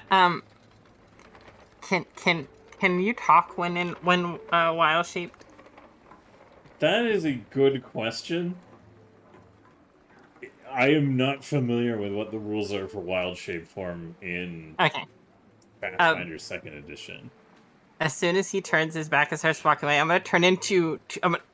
She's gonna go, Goblin Dog, and turn in Goblin Dog, and then sneak up behind him and go, Boo Ghost! Scare him.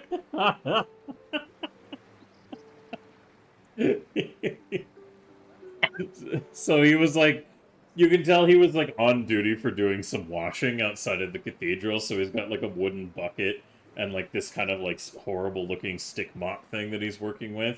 And as he's doing his cleaning duties, you're just like, Boo Ghost! And he turns around and drops it and spills the water everywhere and just goes, what the fuck? And he's like pointing the wooden stick at you, like gesturing, like, get away, get away, does anyone else see this?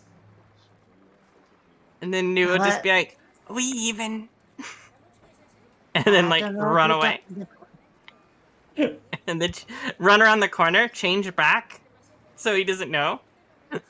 And then be like, peek around the car and be like, what are you going on about?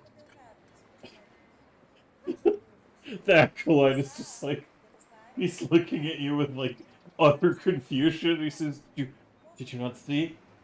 Did you not see the hairless creature that looked like some kind of dog rat? What is Ghost talking about? No idea. I never saw a ghost in my life. I never saw a dog in my life. That would be really weird. That would be so strange. You know, I heard that when you're dead and a ghost, you see things that aren't there, trapped to live out your most embarrassing moments. So Desi's gonna turn and look at him and be like, we will see you later in the kitchen dream tonight. And then turn to walk off. Newt, do you do anything else, or can I move on? Newt will just do one of the like the thing like where you point at your eyes and then point at him. Do that a couple of times as she slowly backs around the corner. Ah, yes, the old Sokka special. Good. Yeah. Continues on with the water trap.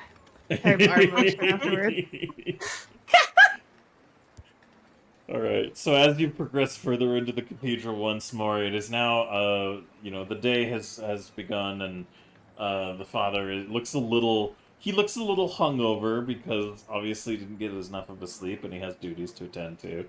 So you can see him having a conversation with what looks to be kind of like a rather, I guess the best way to summarize it is a kind of a curmudgeonly looking woman in fine dress who looks like to be like a bit of an older woman. She definitely is probably in her, like, I would say late 50s. I would go ahead and say that. And she appears to be having a conversation with him. And as they're having this encounter, you can overhear snippets of it basically just being like, my husband served this town for generations along with his family. I do not believe it is right for you to continue to keep him incarcerated. And you can overhear Abstellar being like, I truly am sorry. Once more, that what has happened, madam, but I assure you, your husband Titus is well deserving of his position right now in the garrison. And she does like a little bit of like a feigned like, oh my poor, my like fainting kind of like action almost. And she says, please, do you not have mercy in your heart for my husband? He has served this town faithfully for so many years. And, oh, I don't know what I would do if it turns out that all this horrible accusation and terrible behavior came to inspire our family to cease connections with this town and sever our businesses and return to Magnamar. And as this is going on, does anyone want to say anything or do anything? Sorry, you cut out there a bit, Newt. What did you say? I'm Newt. You Yeah. just go up in the middle of the conversation. Yes. Yeah. She'll just walk up in the middle and say that. And then looking up at them. Snooty, is it safe to assume that you've adopted Newt as your new mount in most instances? Oh yes, with the whole making fun of situation though, she did hop off and then hop back on to just Okay. make it even more of a funny situation with all of that. Alright, so you're like on Newt's back as she floats up and it's just like, I'm Newt. What And about... she goes, Hi, Snooty. Hello. Hi. And Desi, are you right there with them? Hi, I am Daisy. Hi. Who are you again? In the middle of their conversation, neither participants really noticed the three of you walking up until you heard the, like, I'm Newt, and the woman holding her, like, kerchief and, like, wearing the finery looks down and goes, oh, good God, goblins! And she, like, No, takes... not gods, just goblins. Yeah, no, not that. Maybe one day. But, that sounds like a lot of work. No, I'm Daisy, that's Snooty, and that's Newt. Also with Newt T, with a capital T on the end, so to not be confusing. Yeah, that's us.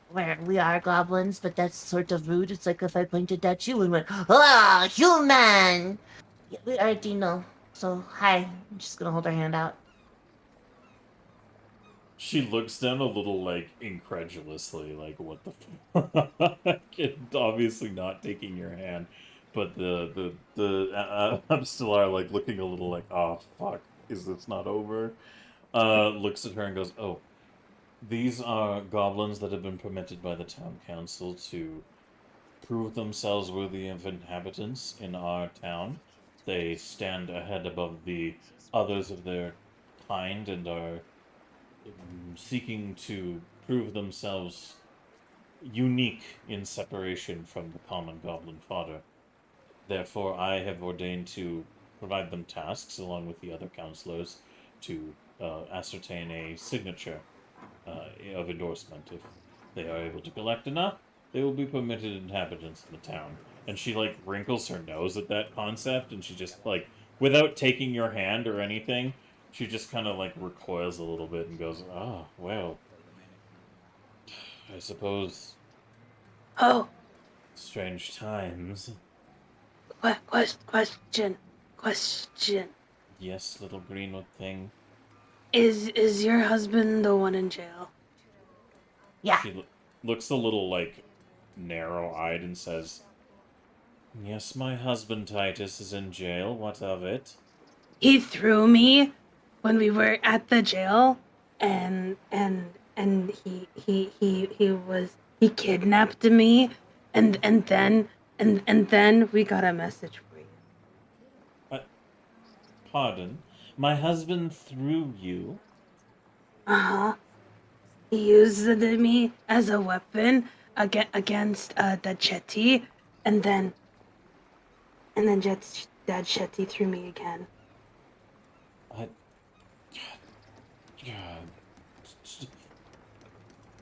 God. She looks completely ignores you to look at the priest, and she says, I don't think I need to be here any longer. But we have a message for you. Yeah, we got a message. A I wasn't message? there. Yeah, Newt wasn't there yet. She But we looks have a- a message from your husband that is in jail. She opens her eyes a little wider and goes, You have a message from my husband in jail. Were you also in the jail? We were there to visit, to get asked questions about why we were in town. We were temporarily incarcerated. But No, we were there for a visit, uh, I thought. They gave us a bed and they put us behind scary bars, but they said it was only so we didn't do bad things. So we Yeah, did they no didn't. bad things. Yeah, we did no bad things. But yeah, no, he said if we give message, you give us money. Uh-huh. Uh-huh. Oh, I see. Well, ugh.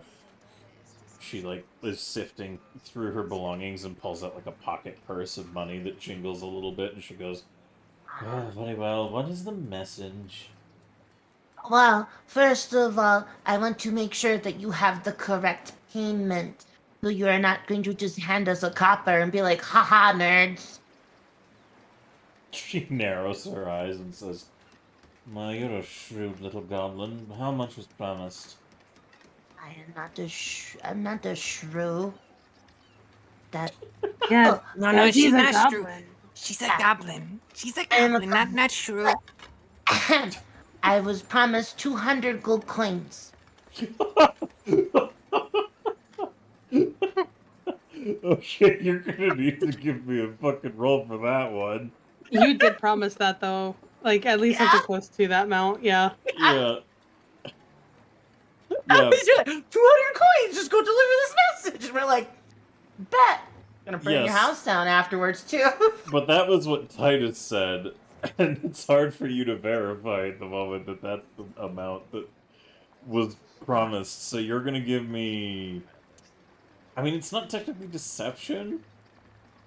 It's Diplomacy? diplomacy. Yeah, you're gonna give me a Actually, diplomacy.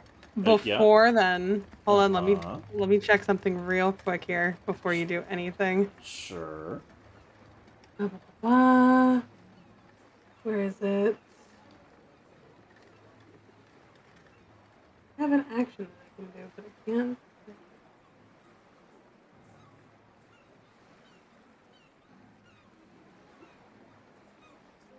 Snooty hops down from the back of Newt and quickly starts gussying Desi up. I'm going to use tweak appearance to give Desi a +1 to diplomacy.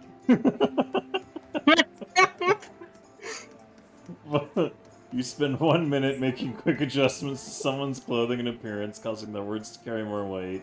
While speaking to that audience, the target gains a +1 item bonus to diplomacy and performance checks.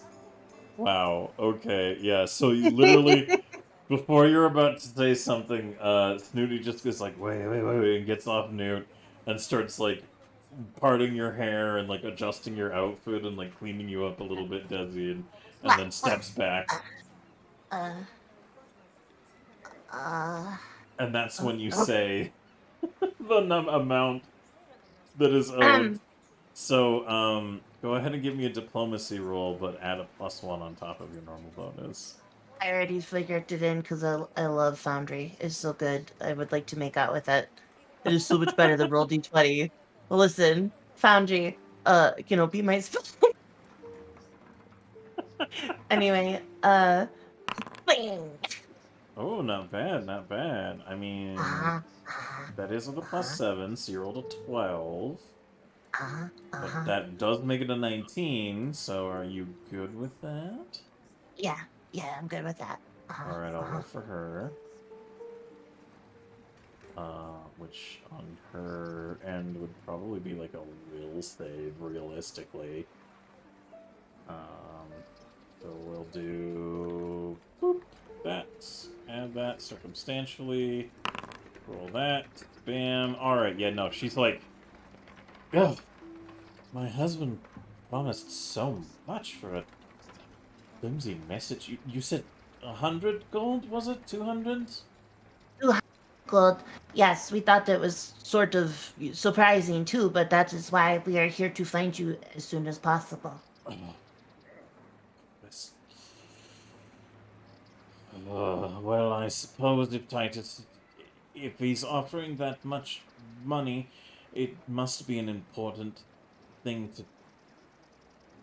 She starts picking through her stuff and is like, and takes out the money and she goes, fine, tell me the message and I'll figure if it's worth the amount you promised. That's a ridiculous amount for just a message, but go ahead. Hold on. As soon as I tell you what we were supposed to be telling you, then it loses all weight. I get paid first, and then I tell you, and then if everything okay, then we leave. But I am not going to be swindled. Fine, fine, you disgusting little creature. Here, and hands you the money. Okay, thank you. He said this, and I verified it twice. He says, I am thankful for my cousin. As you say those words, the color drains from her face. And she just kind of like stands there for a little bit looking off into the distance. Yeah, I'm going to say that was worth the money. She Abstelar like kind of like moves his hand like to like touch her shoulder and is like, Mrs. Scarnetti, are you... And she just kind of snaps out for a bit and goes, yeah, yes, I'm sorry, I have a lot to... There's much to do today, and I have been very busy, and you are obviously not listening to the things I have to say. And thank you, nodding her head to you, Desi, for relaying that message on behalf of my husband. I will make sure that his cousin is informed. We okay. appreciate that. Oh, yeah, you're welcome. I hope everything goes good with everything. And I am sorry for the inconvenience, ma'am. You have yourself a good day. Yes, enjoy your day too. A pleasure to make your acquaintance. She turns around and kind of like hoidily walks with high-heeled shoes out of the cathedral. Oh. Snooty, they have shoe stilts. I saw that. That looked interesting. They go Yeah, crazy. They go click, click, click. It did make you taller. Snooty, the woman that you just saw talking to you, who was leaving, also had a very like hoity-toity, snooty kind of vibe to her. So I imagine some Maybe elements her of name her... also Snooty.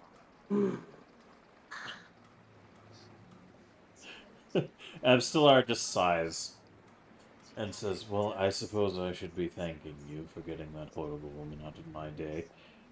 But I am honestly quite surprised that you managed to secure 200 gold pieces from her for a simple message delivery. It seemed to carry a fair bit of weight, and he just kind of rubs his hand under his chin and goes, that was honestly quite a suspicious occurrence. But no matter. My business is not with people's personal lives. My business is with their souls. Looking down at you, he goes, what can I do for the three of you this time? Oh, Yeah, hi. I was wondering if you had a dead body that I could borrow. He looks at you, which is like one of those like that slow blink kind of response. And he puts his hands together under his nose and he goes, "Pray tell, why would you require a corpse?" Oh, uh, well, I want to test the anti-daddy bomb, uh, on the ghouls, and if they're coming out to hunt, that means that they would probably like to be fed, because they do not follow any sort of predetermined patterns followed by large predatory animals that may or may not be lizards. So I'm assuming they do not have any, uh, disinterest in being fed. Hunting probably is not their primary goal. They seem pretty mindless, so I'm going to set a trap, but I need a dead body, so Roll me a diplomacy. okay. Do I still get the +7? Yes, because I believe that lasts for a little bit, right, Snooty? Or do you have to like adjust your appearance again one more time? Let me double check. This bonus lasts until the ability is used on the target again. The situation they were prepared for ends, or they change their outfit. So as long as Desi doesn't change anything about the way that they're currently looking right now, they have that. Yep. Alright, so there you go. You have a +7 still sustained. God damn it. I would like that body, please. Alright, Father Xanthus. Give me a will. Jesus Do not Christ. deny me, Daddy Assmaster. I need one body. Thank you. He shakes his head a little bit, like mortified at what you're saying, but he's obviously a little at his wit's end with dealing with these ghouls, so he says, "Fine, fine, fine. You know what, Ed? I'm sure we can find something suitable for you to make use of. Speak to the gravekeeper, Naffer. He'll be able to help you figure out what is the most workable in that regard. Impart on him your plots. Just leave me out of it until you've brought me some remains, because if I'm being entirely honest, every time you darken my doorway, it is another vexing situation." Sorry. That's I because you was live with thinking, ghosts. yeah, that's because you live with ghosts.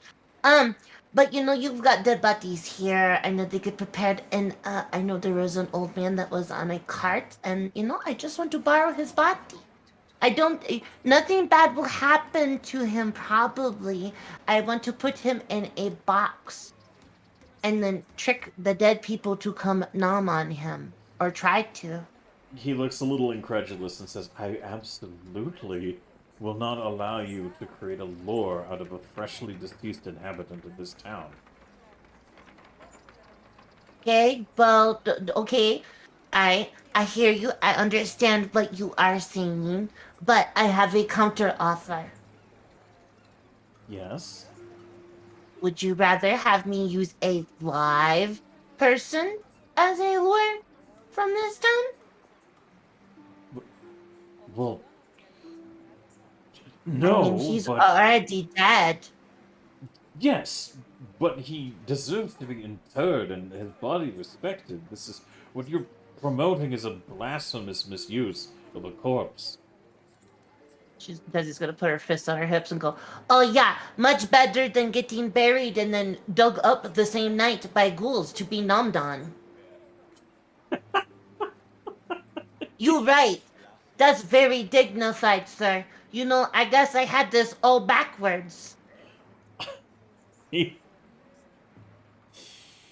he just puts his hand in his fucking face and goes, "Ah, God. I will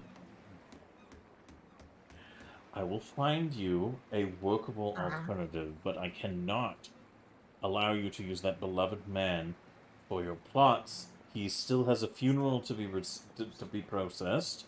There is rites to be delivered. I cannot, in good conscience, let you use this man for whatever you're planning. I'm Okay. I'm sure we can find something fresh enough that could be suitable. The Gravekeeper can help you with that, but I absolutely will not allow you to use Mr. Every time I forget his goddamn name. Where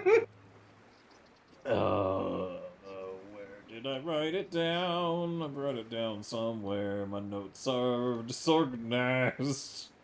Fuck Jesus Christ. I believe it was Dolfo. Vernon Dolfo, yes. Yeah. Okay. Listen. Alright. May I call you Mr. Assbuster? Please understand. I don't really care what your religion is. If your religion is feeding the deadies in the ground, I think you are only to blame for the problem that you are causing. However, if you get me a dead, tasty, delicious body, preferably maybe an elf, then I can put it in a lure box and then test the bomb on the ghouls. So you will be protecting more than one person. Also, you can still have a funeral for them if you want. I can just take them after too. Yes, well, the funeral is sometimes still to be prepared for Mr. Oh, Dolfo. okay. Dolfo's niece still needs to, or sorry, granddaughter still needs to make her way from Magnamar to observe the ceremony. So we've been preserving his corpse until that can be rectified. We Can, go can ahead. I ask a favor? What? Uh, can I see his body? Why? I got to apologize to him.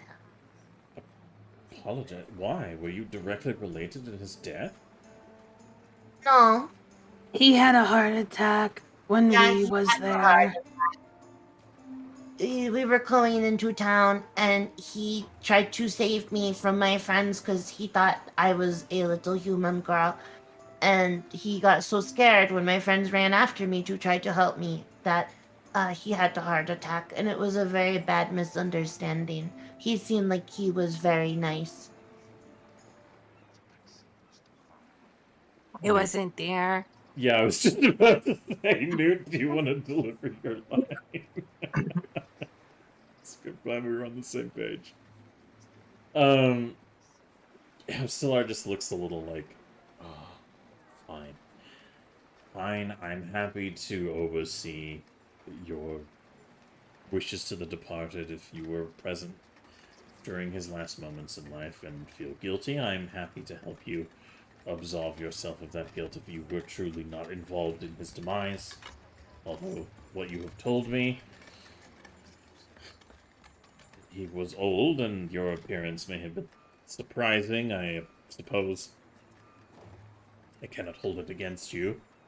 There is a certain reaction many have to goblins on the road for good reason. I apologize if his reaction led to this experience for you. We will... Follow me. I will take you to him. Thank you. Okay, I'm going to follow. Yeah. I'm going to follow, and I'm just going to go. Yeah, I didn't know him for very long, but I felt really bad because I don't really want to hurt anybody. But yeah, he had heart attack, which was very startling to all of us. Can you imagine having somebody do a drive-by and scoop you up, and then they go, and then they fall over and die? It's very alarming. So, as he's Snooty and Newt, do either of you want to do anything as you guys are being led to this corpse, or are you just kind of going to follow along with the initiative? Follow Yeah, along. Follow along. All right. Occasionally during the story, Newt will be like, remind the priest that she wasn't there. Okay. Good. Thank you. Eventually reaching the cold storage where this man is being what essentially passes for a morgue in the cathedral. they pull his body out, Abstelar pulls the old man's body out, and he's been cleaned up, but is definitely in the stages of decay, so he's not pleasant to look at all at this point. There's a little bit of preservation in effect, but it definitely smells of corpse in this space. And as he pulls him out to kind of like take a look at, he performs like a little rite over his body and says, "Say your piece with the departed, and I will return him to his storage." Okay. Thank you. Can you give us one moment of privacy so I can air out the last worldly things that I wish to tell this man? Abstelar narrows his eyes at you and says, "Only if you promise me that you will not desecrate this corpse." I will not touch him. I promise. Are you lying to him? No. Okay. In that case, he kind of like narrows his eyes a bit and goes, "Fine, very well. I'll be just outside, and you have 5 minutes." Okay, thank you. It'll be shorter than that, but thank you. Okay, yeah, I'll see you soon. Mr. Dead Person, I just wanted to apologize that we scared you so bad. I know you were trying to do a very good thing, but sometimes the road to the dead place is paved with good intentions, and you know that is unfortunate.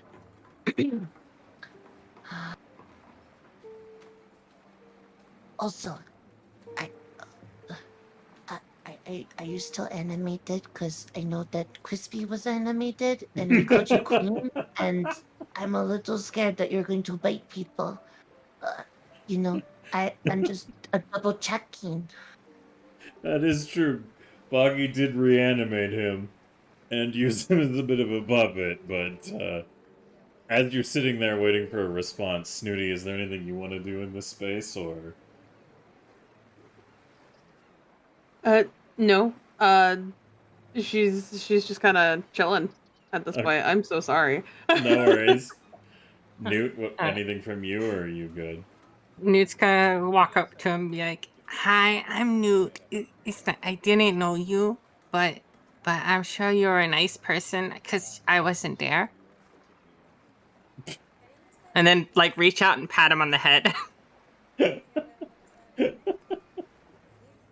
Does you're kind of like cautiously watching, but as far as you can tell, this old man is truly dead.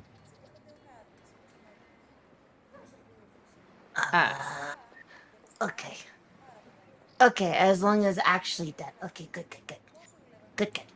Whew. Ha, I thought I was going to have to blast you with the anti-daddy. That would be very silly and unfortunate, considering the circumstances. Do you wish to ask Snooty if she has any final words for this man? Yeah, Snooty, would you like to say anything about this man?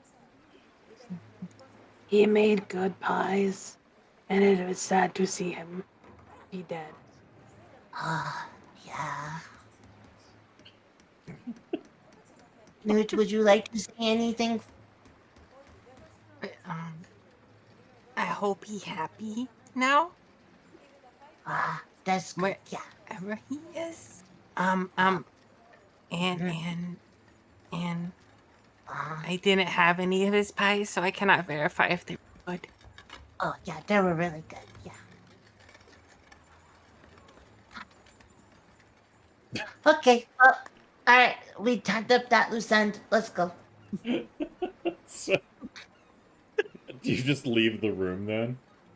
Yeah, I'm not gonna take the body. I was tempted to, but So as you're leaving, Abstelar looks at you and goes, "Well, that was quick. Didn't have much to say, did you?" Oh, yeah, no. I just told him I was sorry that he died trying to do a nice thing, and then I just checked to make sure he wasn't gonna get up and try to eat you. But it's all good. So, yeah, you do good. Yeah. Well, If you need anything else, let me know. Otherwise, I will leave you to speak to the Gravekeeper and formulate your plan. You know, I might come back for holy water. We'll have to see. Tonight is testing phase. He nods his head. Very well.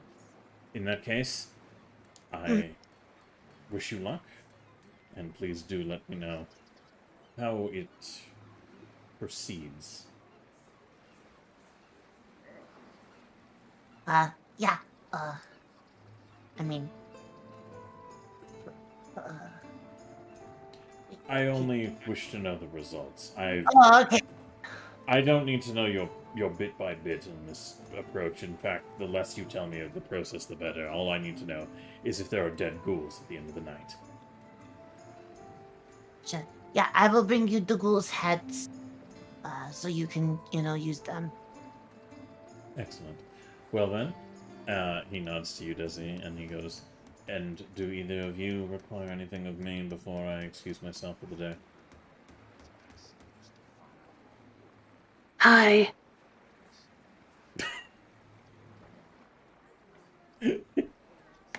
He just kind of looks down at you, Snooty.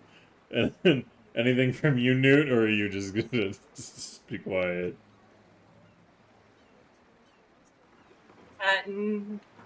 Newt will wait until like there'll be like a long delay enough where he'll probably start to say something, and then she'll interrupt and say, "I'm Newt,"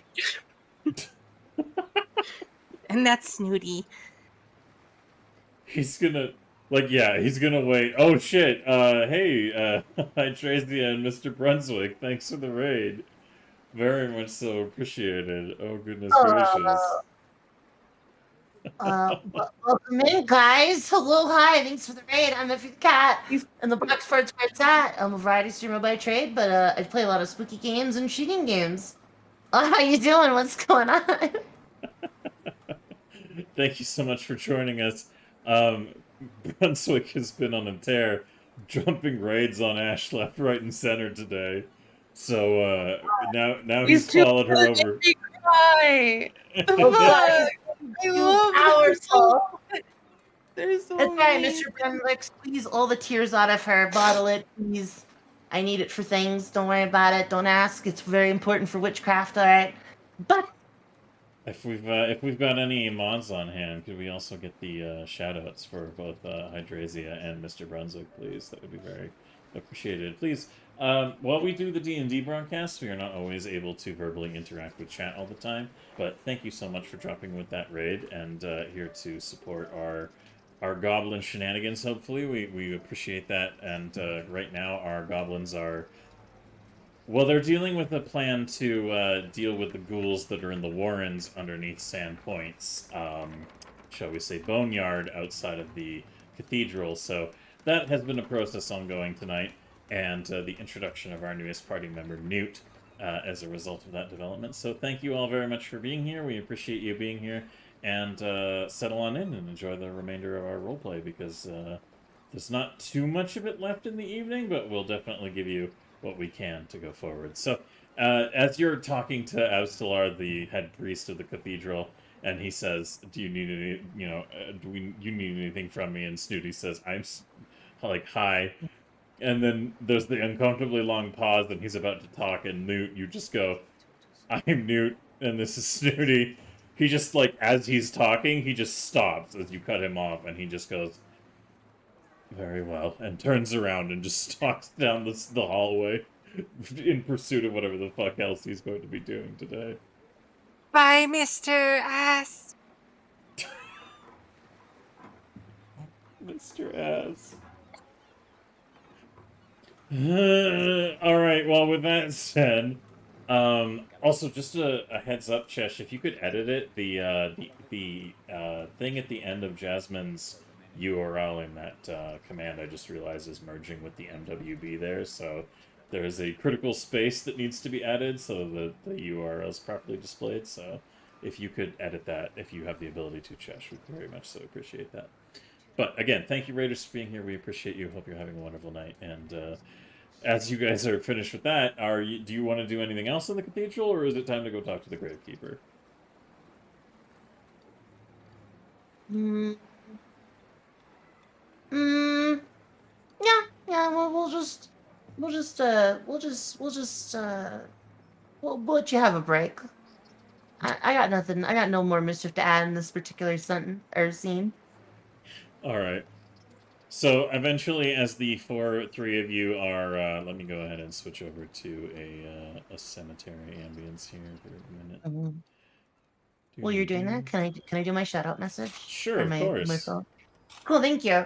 Raven and Marsh, thank you so much for the follow. Come in the box, break it, comfy, cozy. We got hot chocolate with marshmallows and blankets, and now we got you. How the hell are you? And the same of Thank you that for the follow. follow message goes to all of you who were gracious enough to drop follows on Effie tonight. We very much so appreciate that. So, as you find yourself, you go out into the back of the cathedral to the boneyard, and looking around a little bit, you find a rather interesting looking fellow who he he's got kind of a gait to him that smacks of somebody who's seen a bit of a hard life.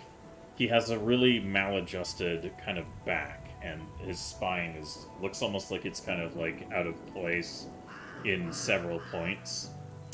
And as he's working in the graveyard, it's quite a beautiful day. Like the color of the sun is pushing through the rays of the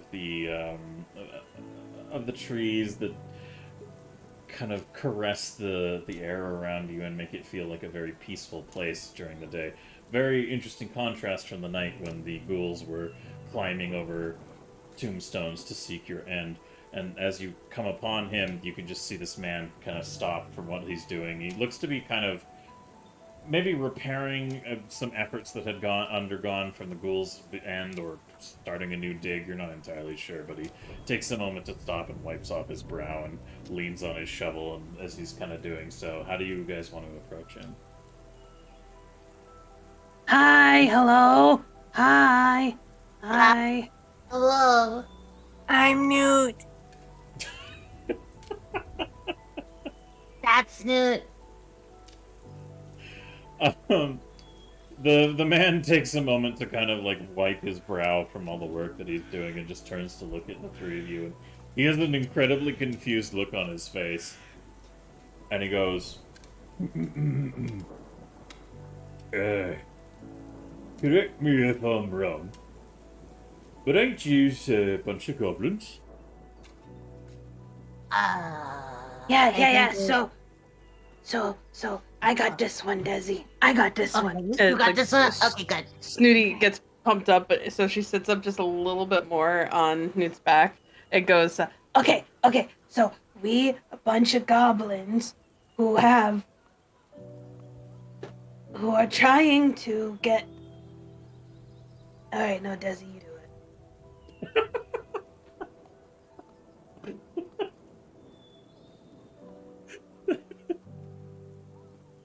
Desi, please. Desi, I'm embarrassed. You do it now. Well, you said you had to. Okay, I got that. Why are we goblins? Okay. We are goblins because of the way we are. Just like we cannot change who we are or how you are, but only what we do. And so we have decided to not be terrible little goblins. Hello, my name is Desi. I would like to shake your hand and welcome you as equals. He looks down at you, a little hesitant, and reaches out and takes your hand.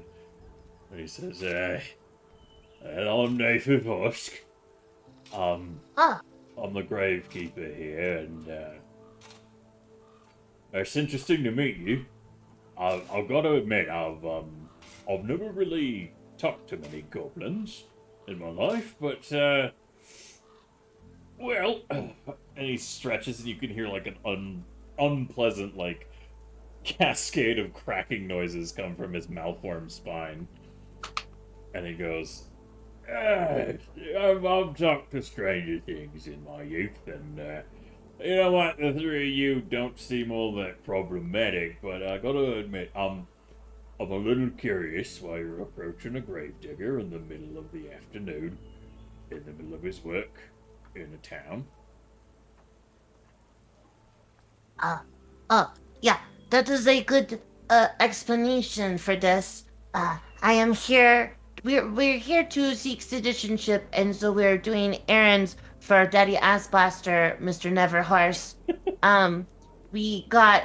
I got permission. Here, let me. There we go. Book. Here is right here. Uh, says that I can have free range of the boneyard. Um, and I was supposed to talk to you because I am looking for bait to bait the ghouls out tonight so I can exterminate them by testing an anti-Deddy's bomb. Does anyone else have anything they want to add on to that, or are you guys good with what Desi said? See, this is why we have you talk, Desi. I usually feel good at this. I can't do this tonight. That is okay. Snooty, I'm gonna grab her by the cheeks. I'm gonna be like, Snooty is okay. I'm gonna like kind of wiggle them comfortingly. just like Wait, wait, a hold little wiggle. Okay. It's just a little wiggle wuggle. did you Snooty, climb up me to do it's that? okay. No, Yes. Desi's Yes, I like, did. at Desi's height, you guys are like equal height now, basically, okay, because okay, she's okay. taller than all of you. It is okay, Snooty. It's okay. Mwah. Right on the forehead. Just blah. There you go. Don't worry. You are good Thank at lots of things. Yeah, Okay. you're welcome. Okay. Okay, And what were you saying, sir? Newt, do you have anything to say on this matter, or? Hi, you're the first gravekeeper I've ever met, and I'm not going to judge you for it. So I appreciate you not judging us. Reaches out hand to mimic the same handshake that Desi did. The gravekeeper seems incredibly bemused by this interaction. He holds his hand out and shakes your hand, and then he holds his hand out for Snooty to shake. Do you want to shake it, Snooty? As a lady, you should kiss my hand. He takes a moment to like, he blinks out your statement and then just goes, yeah, all right, I can do that, and leans in and gives you like a light peck on the hand and says, my lady. This is the first time anyone's actually done it. You are the best person in this entire town. Huh. He chuckles a little bit to himself and he says, you know, I get a lot of interesting characters, but most of them don't have a heartbeat by the time I see them go through here. And, it's an interesting bit of conversation we're having here, so tell you what, it's been a long day and I'm really getting tired of having to clean up after the ghouls. So I'll humor you with what you're looking for, if you humor me with a little bit of light conversation, huh? Oh, yeah, we're good at that. Yeah. I don't get many chances to socialize outside of the drinking places in town, and even then I don't really feel like I belong, but you all seem like a little bit of ragtag group of misfits there, and I am partial to strange folk. And he gestures to his malformed back and he goes, as you can see, I don't exactly fit the mold. What? Is it your shirt? He has a bit of a sly smile on his face and he goes, like you. That's a clever comment, but tell me. Well, you know what? Let's reintroduce ourselves here. Let's make it a little bit more of a social affair. I'm Nefer Vosk. I am the gravekeeper here at the Sandpoint Boneyard. I oversee the corpses. I make sure things don't get a little too rough. Occasionally, it's my job to ring the bell. I ring the bell on the cathedral every day, and it brings me closer to the peace that I seek. And he looks a little bit wistfully into the distance, and he goes, "But that's me. So let's go down the line." And he points at you, and he says, "Desi, right?" Yeah, that's me, Mr. Neverhars. What? He takes a deep breath and says, "Desi, last name or just Desi?" Well, Desi is my first name. My last name is Fizzbanger. I think I'm having a bit of Fizzbanger. memory loss. Yeah. That's an interesting last name. That is an interesting last name. In fact, I don't meet many people who have a last name Fizzbanger. Is it a goblin family name, or is it one you ordained for yourself? No, my family name was probably something like, I don't know, throw rocks at trees or something. I don't know. My family was not very civilized. I've heard a lot about goblins. Not very civilized creatures. You seem like throwing rocks at trees. Oh, He nods his head and says, "You know, that's it's a fun pastime when you got nothing to do. Sometimes you just see how far you can knock a rock."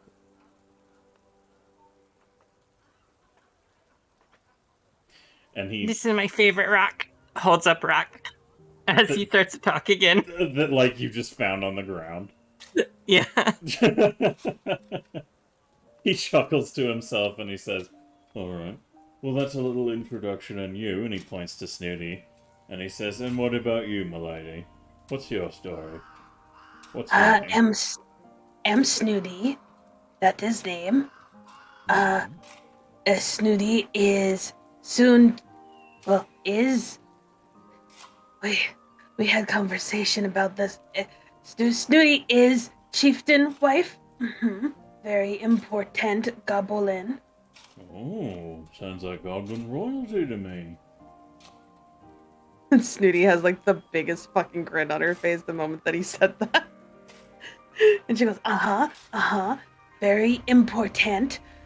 Want to become celebrity and be able to play music. So I'm going to learn how read music. Ah, noble go. But, you know, it takes a special kind of someone to perform that kind of thing, and not everyone's got the chops for it, but you know what?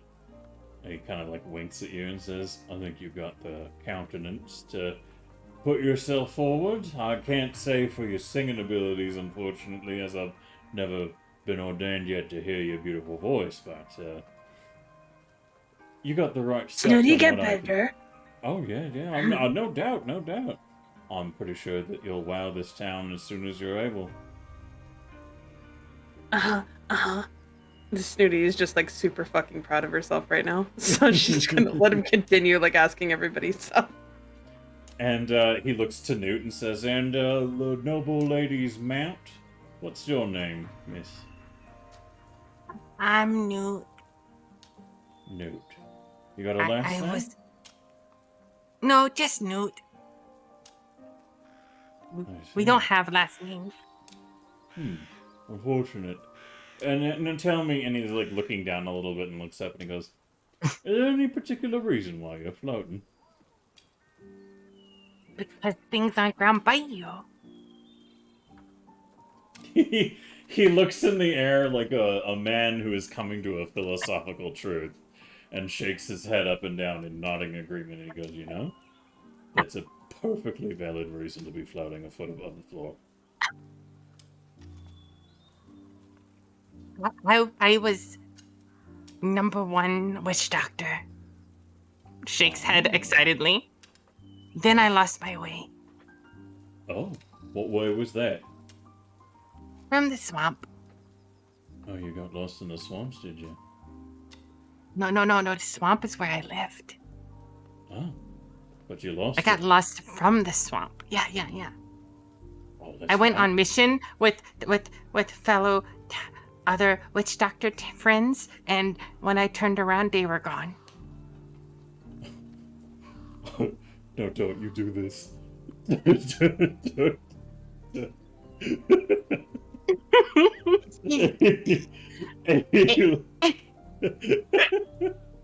He looks at you and raises an eyebrow and says, and, okay, so you went out with a couple of the witch doctors, as you call them, and they left you behind, huh?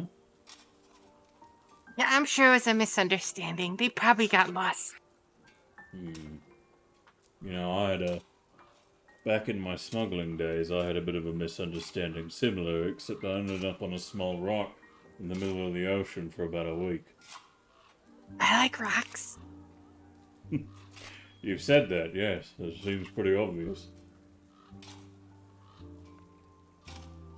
My mom told me that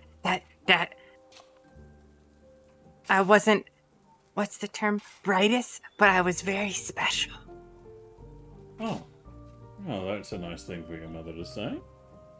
She said it while screaming, though. Ah. Are you Well, sure she meant it endearing? yeah, you know, sometimes the most endearing statements can be screamed. What does endearing mean?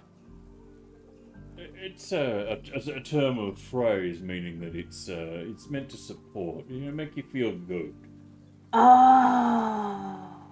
It didn't make me feel good at the time. Oh. I see. Well, See, Snooty didn't have mom or dad. Snooty had baby pit. he raises an eyebrow and says, "The baby pig." Yeah, the tribe I was from before New Tribe, before here, was place where they had baby pit. They have bunch babies, put in pit. Strongest baby come out pit. Huh. Well, I gotta admit, that doesn't sound all that great. And he leans forward and he points a finger at you and he says, "But I'm glad you're one of the survivors." I got lucky. Baby ladder. Some people say it's luck. Other people think it might be something a little more than that. Tell me, what do you believe in? What do the three of you believe? Believe in? Yeah. What do you... When you look up at the sky, late at night, and you see all the stars filling it, what is it you think is up there? What do you think is responsible for all that? Oh, you mean the big swamp in the sky? Sure, yeah, we'll go with that. Yeah, doesn't everyone know about the giant snappy jaws that lives in the sky and terrorizes us? And if you are a bad person, you end up in the jaws after you die? But I never heard of the Jaws. The snappy jaws? A big swamp in the sky? Yeah. I thought those were just a bunch of bugs up there. Yeah, I thought they were bugs. It's shiny fish glowing through the surface of the swamp. Oh. Wait a minute. Are you trying to tell me that birds are fish?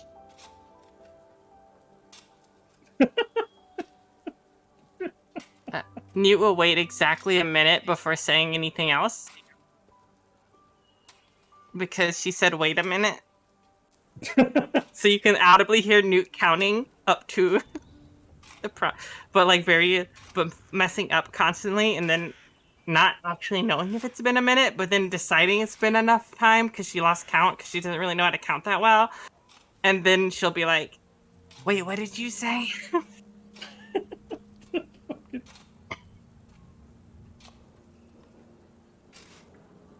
the gravekeeper is just kind of laughing to himself as you guys are having this interaction. And he says, "Well, I'm not one to presume of your beliefs. There's a lot that many folks out there believe in, but Is that like when you run real fast? Presume? you've got a lot of interesting observations to make on a lot of different things I've said here. I think you all make pretty good company. I'll appreciate that, because I'm going to be completely honest with you. It's been a while since I've had a decent conversation. I spend a lot of time to myself. And Abstalon, of course, keeps me company, but I find I make it a little hard on some of the residents to look at for too long, so I keep my distance. But no, I only ask is because I just want to know if you consider yourselves to be creatures of faith. I'm a witch doctor. I watched people get raised from the dead. I look at science. I mean, anything I can prove, I believe in. So, you know. I don't know a lot, so I'm just trying to learn. You know what? You just, sometimes when we say things, you're like, I wasn't there. And that's very fair. Yeah, because I wasn't.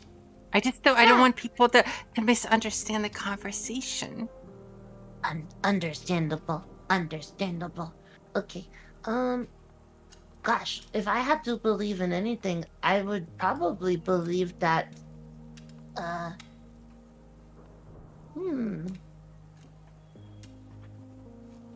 honestly, if I believed that there was a person, like the building over there believes, I would assume that there would be a lot less suffering. So, I don't know. Maybe there is swamp in sky. I don't know for sure yet. But I don't think it's very important.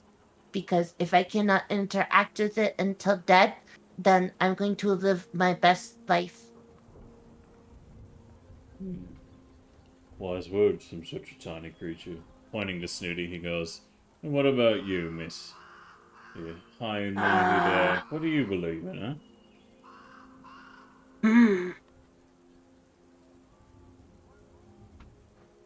Snooty kind of just crosses her arms and thinks about it.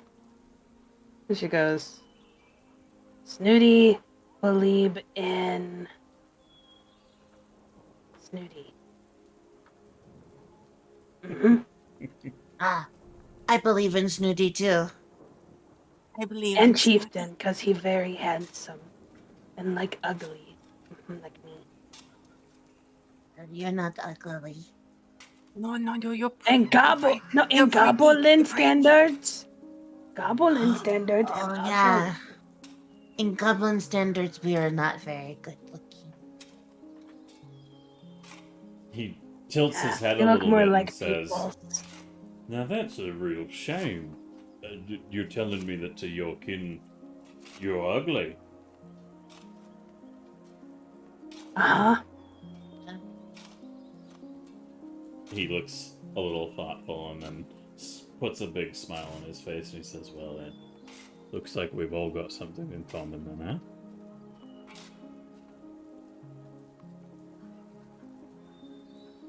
To us, does he look very attractive because of goblin standards? Yeah, actually.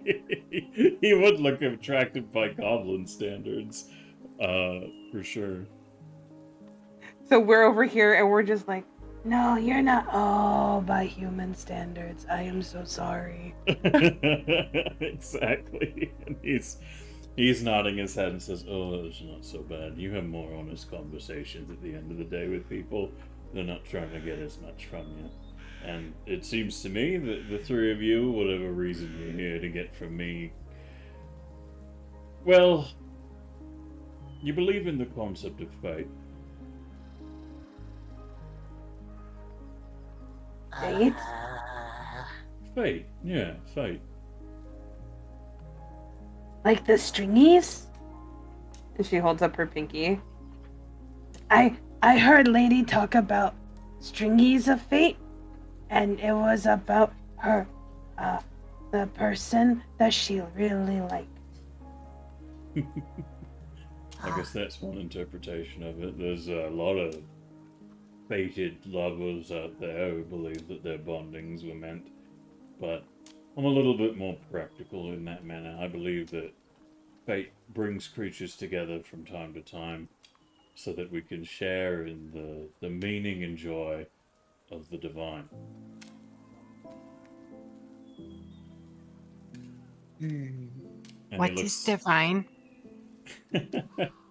He looks a little wistfully off into the distance, smiling at your comment, and turns to look at you, Newt, and says, "Well, it's pretty simple," leaning on his shovel. "The divine are the creatures and beings that inhabit a space far beyond our own interpretation, who exist in a place that function beyond our understanding. They have control over things that we pale to even begin to comprehend, and they shape the world around us. And there's living proof of the miraculous deeds that they perpetrate around this world, but at the same time, they're not exactly fair about it. Sure, they all have their own different methods of approach, and sure, they all have their own different belief systems, and sure as I stand here today, I surely believe that each and every one of those big, important, shiny bastards of the sky, or wherever they live, who inhabit each of the different shrines of this cathedral, Abadar, Desna, Aristil, Gosre, Serene, Shaylin, all of these creatures, and many more that are worshipped out there, they are all different facets of the same divine experience, and while it's a shared pantheon and every creature has its own wiles and whims, there's a true divinity to be had in understanding a level beyond ourselves. And sometimes when you give yourself up to that understanding and you embrace the world beyond and open yourself up to the possibilities and stop letting yourself be driven by feckless pursuits of a misbegotten youth such as myself, things just tend to line up from time to time. So, seeing the three of you come to me in such a way, with such a word and such a common bond, well, I just can't help but think there's a little bit of divinity in this moment.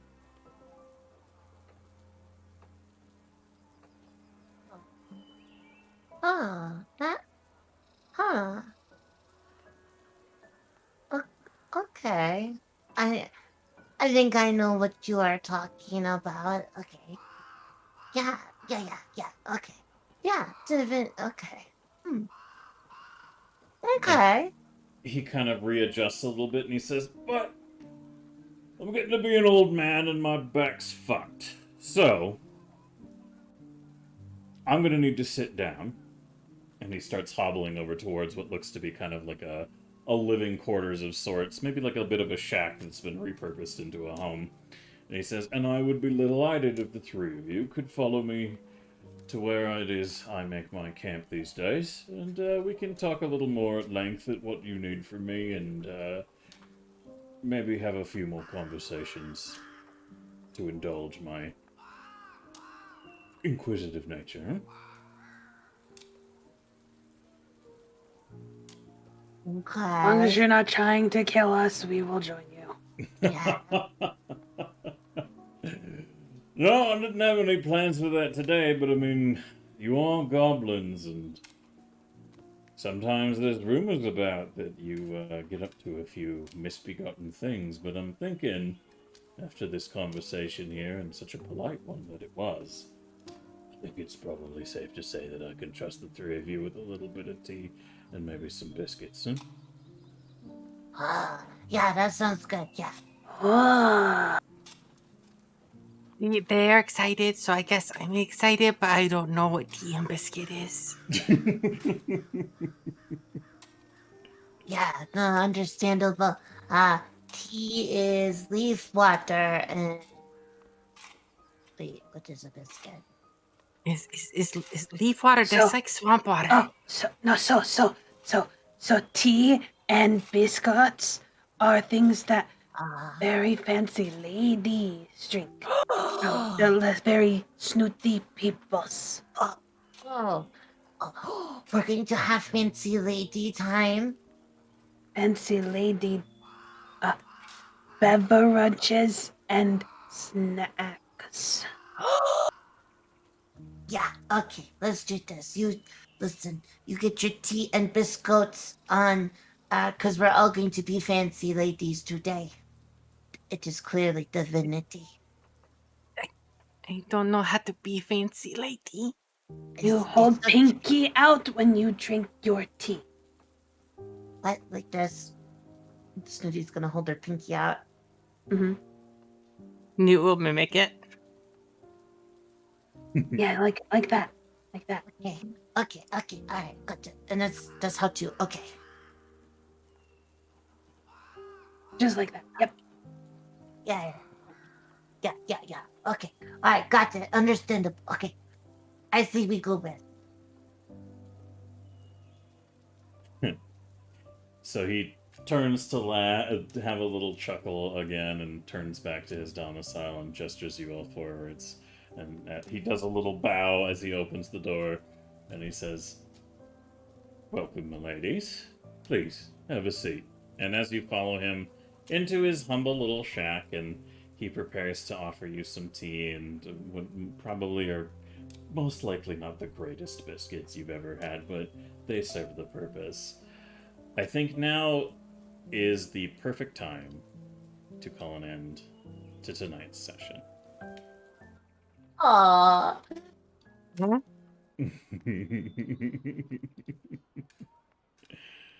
Because we have already gone 25 minutes over our usual cutoff time. Wait, But- did we? Yes. It doesn't feel like it. Yeah. Uh, But this time I'm there. It's true, and you will be there for the next session too. But for now, congratulations, players. You guys are well on your way to a solid plan for dealing with the ghouls that are plaguing the boneyards of Sandpoint. And thank you for humoring and entertaining me with a rather long-winded NPC, who I hope to use a little bit more for the next session. But I enjoyed embracing that character, and I look forward to projecting him more next time. And thank you so much for giving me the opportunity to play out so many more of the characters. And I feel very bad for that one acolyte. He did not have a good time of his encounters with you guys. It's okay. He's a ghost. Right? It doesn't matter. He's dead now. But to that effect, a reminder to those of you who are still with us, please, if you can, give some love to the wonderful people who are part of our project here. All of those links can be followed there for you to drop some follows on everyone who's involved with this project. And there is also a YouTube link in that same link there where you can watch previous broadcasts of this project, because this is session 11 of our ongoing Amz Goblinz campaign. So I look forward to next Sunday, whatever we end up getting up to then, which I imagine will be a lot of ghoul fighting. So we'll see how it pans out. Yeah, but until we see what comes of next Sunday, just a reminder to all of you, the broadcast time has changed, so we do it at 10 p.m. Mountain Time now on Sundays. So 10 p.m. Mountain Time every Sunday is further Amz Goblinz shenanigans. We will be introducing guests as we go along, so there'll be even more goblins to meet, but the shenanigans that we're going to be getting up to are going to be wonderful. I love this campaign. I can't wait to continue it onwards, and those of you who supported and followed and engaged during the broadcast tonight, thank you so much. We appreciate you, and I hope that you stick around for what I hope to be a very long story of what it means to be a goblin in a civilized world, because it is slowly turning from my original thought of the narrative, which was just going to be like play evil characters, undermine the city, conquest and violence, to like heartfelt, genuine, emotional connection with so many creatures in this space. And I could honestly just roleplay them walking around Sandpoint, getting into daily interactions every fucking time. So thank you to my players for making that a very enjoyable experience, and thank you to those of you who have been supporting the project thus far for giving us the opportunity to continue to do this. But with that said and done, Effie, do you have an idea for who we might raid? Yeah, Jasmine. We would raid Jasmine Devils. Jasmine, are you going to continue to game for the night after this? I probably will end. So Okay, I was gonna more or less raid beat. you. I was beat as shit. So don't I worry know. about it. I was like, no. My, I was being a shit. Don't worry about it. Let's see. Don't got a lot of people on tonight. There's Sal. She's watching. She's playing Multiverse. Sure, we could just kick Cell's door down. That would always be fine. Yeah. I mean, she always likes. All right. I'll just I'll hit the rady poo for that, and I'll give it to Jasmine here. Oh, fuck. I was about to say hold off on hitting the raid, but I wanted to Oh. do some little closeouts, so just Yeah, you give it a sec. You got like 3 minutes. Go for it. 3 minutes, like 10 seconds. All right. Anyways, thanks everybody for being here. I appreciate you, my wonderful players. And Jasmine, how did you have fun with Newt? yes.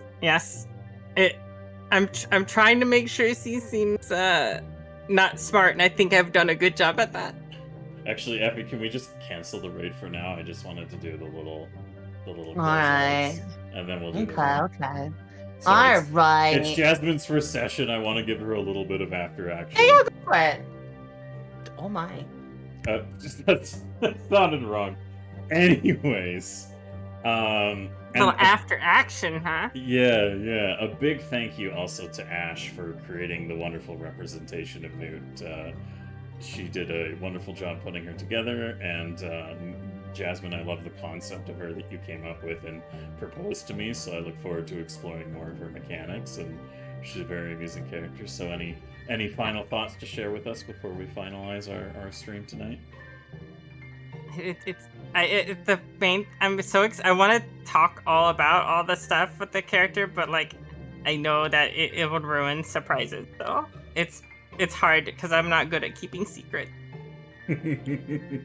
But I'm excited, and I had a lot of fun. I'm glad that you enjoyed it. I look forward to the continued participation on this shenanigans. And Ash, how did you enjoy once more getting to take the reins of Snooty? It's always great to be Snooty. I always have a fantastic time. I am absolutely fucking exhausted though. Mhm. At least it's not 8 in the fucking morning anymore, so that's nice for me. True. I absolutely always have a blast though with this game. The stories that we end up going through and the way that we've been playing this has actually been really fun. Basically, slice of life goblin time is pretty fucking awesome. Mm-hmm. So I enjoy it a lot. Me too. I'm a pretty big fan. And of course, Effie, do you want to give your follow thank you to that recent follow? Yes, I would love to. What? That's so much cats though. It really is. Lion cat, tiger cat. Thank you so much for the follow. Climb the box, where you can comfy, get cozy. We got hot chocolate, marshmallows, blankets, and I love your name. How the hell are ya? Effie, how did you enjoy once more getting to whip out the old Desi? Well, all right. Let me explain something. Anytime that I have to be a little shitty little goblin and then make you like literally sit here and go, why? Why are you doing this? All the neurons in my brain activate and I go, yes, I'm having a wonderful fucking time. Just honestly, the eyebrows come out and I can't have a bad night, honestly, after the eyebrows come out. I know in my heart that we gave we gave you just a point where you were just like, my sanity is tested, and you know, I'm proud of us, guys. We did good. I always love playing games and playing D&D and stuff, and you guys make it a lot of fun every fucking time. So, yeah. Oh, the eyebrows, angels. So if my players say something that warrants it, I put these on, so you can get a better understanding of my current emotional state. Yeah, there you go. Oh, yes, exactly. So those are my anger eyebrows. I use it to convey emotion. So there you go. They come out a lot during these sessions, but honestly, I love the energy that my wonderful players put into this campaign, and I love the world, and I enjoy the support and engagement that you guys provide in Twitch, and I love telling this story, and this project is very special to me. So I look forward to continuing the narrative and continuing to interact with it all, and what kind of stories we tell, because it truly is very open-ended. It's just kind of like I lay general suggestions down, but they can take this shit wherever the fuck they want, really, in all of Galarian if they wanted to. But Sandpoint is a very well fleshed out and detailed space, so definitely something that is a lot of fun to spend time. So I appreciate my players a lot for the narrative they help me tell, and I just love this project to bits. So my hope is to put a lot of time and effort and care and compassion and commitment into this to flower wonderful narratives and tell a great story that lasts for a very long time. But no matter what comes, I'm very grateful for the experiences thus far, and I'm very grateful for all of you for supporting us in this process. And just a reminder, if you would like to continue to support the project, another aspect is there is a budget that we need to be concerned with during this. And one way that you can help is by contributing subscriptions, bits, and donations to Effie the Cat's channel. A portion of her income from the evenings, the Amz Goblinz broadcast, goes towards our budget for everything that we use in this project. So if you guys like what you see and would love to continue to support, your financial contributions also go to increasing the Goblin Bullshit Pool, which is a very goofy-ass fucking mechanic that I love so much. So if you guys are willing to make your contributions, we are more than willing to take them. But I could go on and on and on, and then Ash would die because she's too polite to leave. So I think for now, it is a good time to bid you all a wonderful evening, and we can go ahead and start that raid up, Effie, if you would like. GG, but I'm so glad that you followed. I'm sorry that you got here right at the end, guys. I really am. But next Saturday or next Sunday, at 10 p.m. Central or Mountain Standard Time, that's when we start. So hopefully you can get it. Again, there's some links. I'll have everything basically uploaded for Goblins. I am a terrible person and I need to do the same thing for Warhammer. But honestly, I forgot Warhammer existed for a minute, so I have to go fix that. So, yeah, that's on there. And Delta, thank you so much for being resubbed. I really appreciate it. Yeah, that's about it. Thanks, guys. We're gonna raid out, I think, but I really wanted to say thank you for Mr. Brunswick, and Hydracia for giving us a raid. Yeah. Really appreciate that. Also Zelda and War Bandit. I really appreciate you guys' support. So, you guys have a good night. Thank you guys for showing up. Love you guys. And yeah, that's about it. I'm gonna go bake cookies now, and I'm literally gonna go bake cookies. So, All right, perfect. I love it. Great plan. All right, why don't you start that raid, and I'll send us to the ending scene screen. All right, raid is set. I will see you guys tomorrow at 7 p.m. Mountain Standard Time for 4 hours of Aether, and then some Hunt Showdown. It's going to be community drop in and out, so we're going to be playing some of the events. So if you need some help with the event and Hunt Showdown, come on by. We got a Discord. Do !Discord. You'll get in the Discord. Then we'll talk about how that works tomorrow. Okay. All right. Good night, everybody. Players, say good night. Good night. Have a good one. Night. Bye.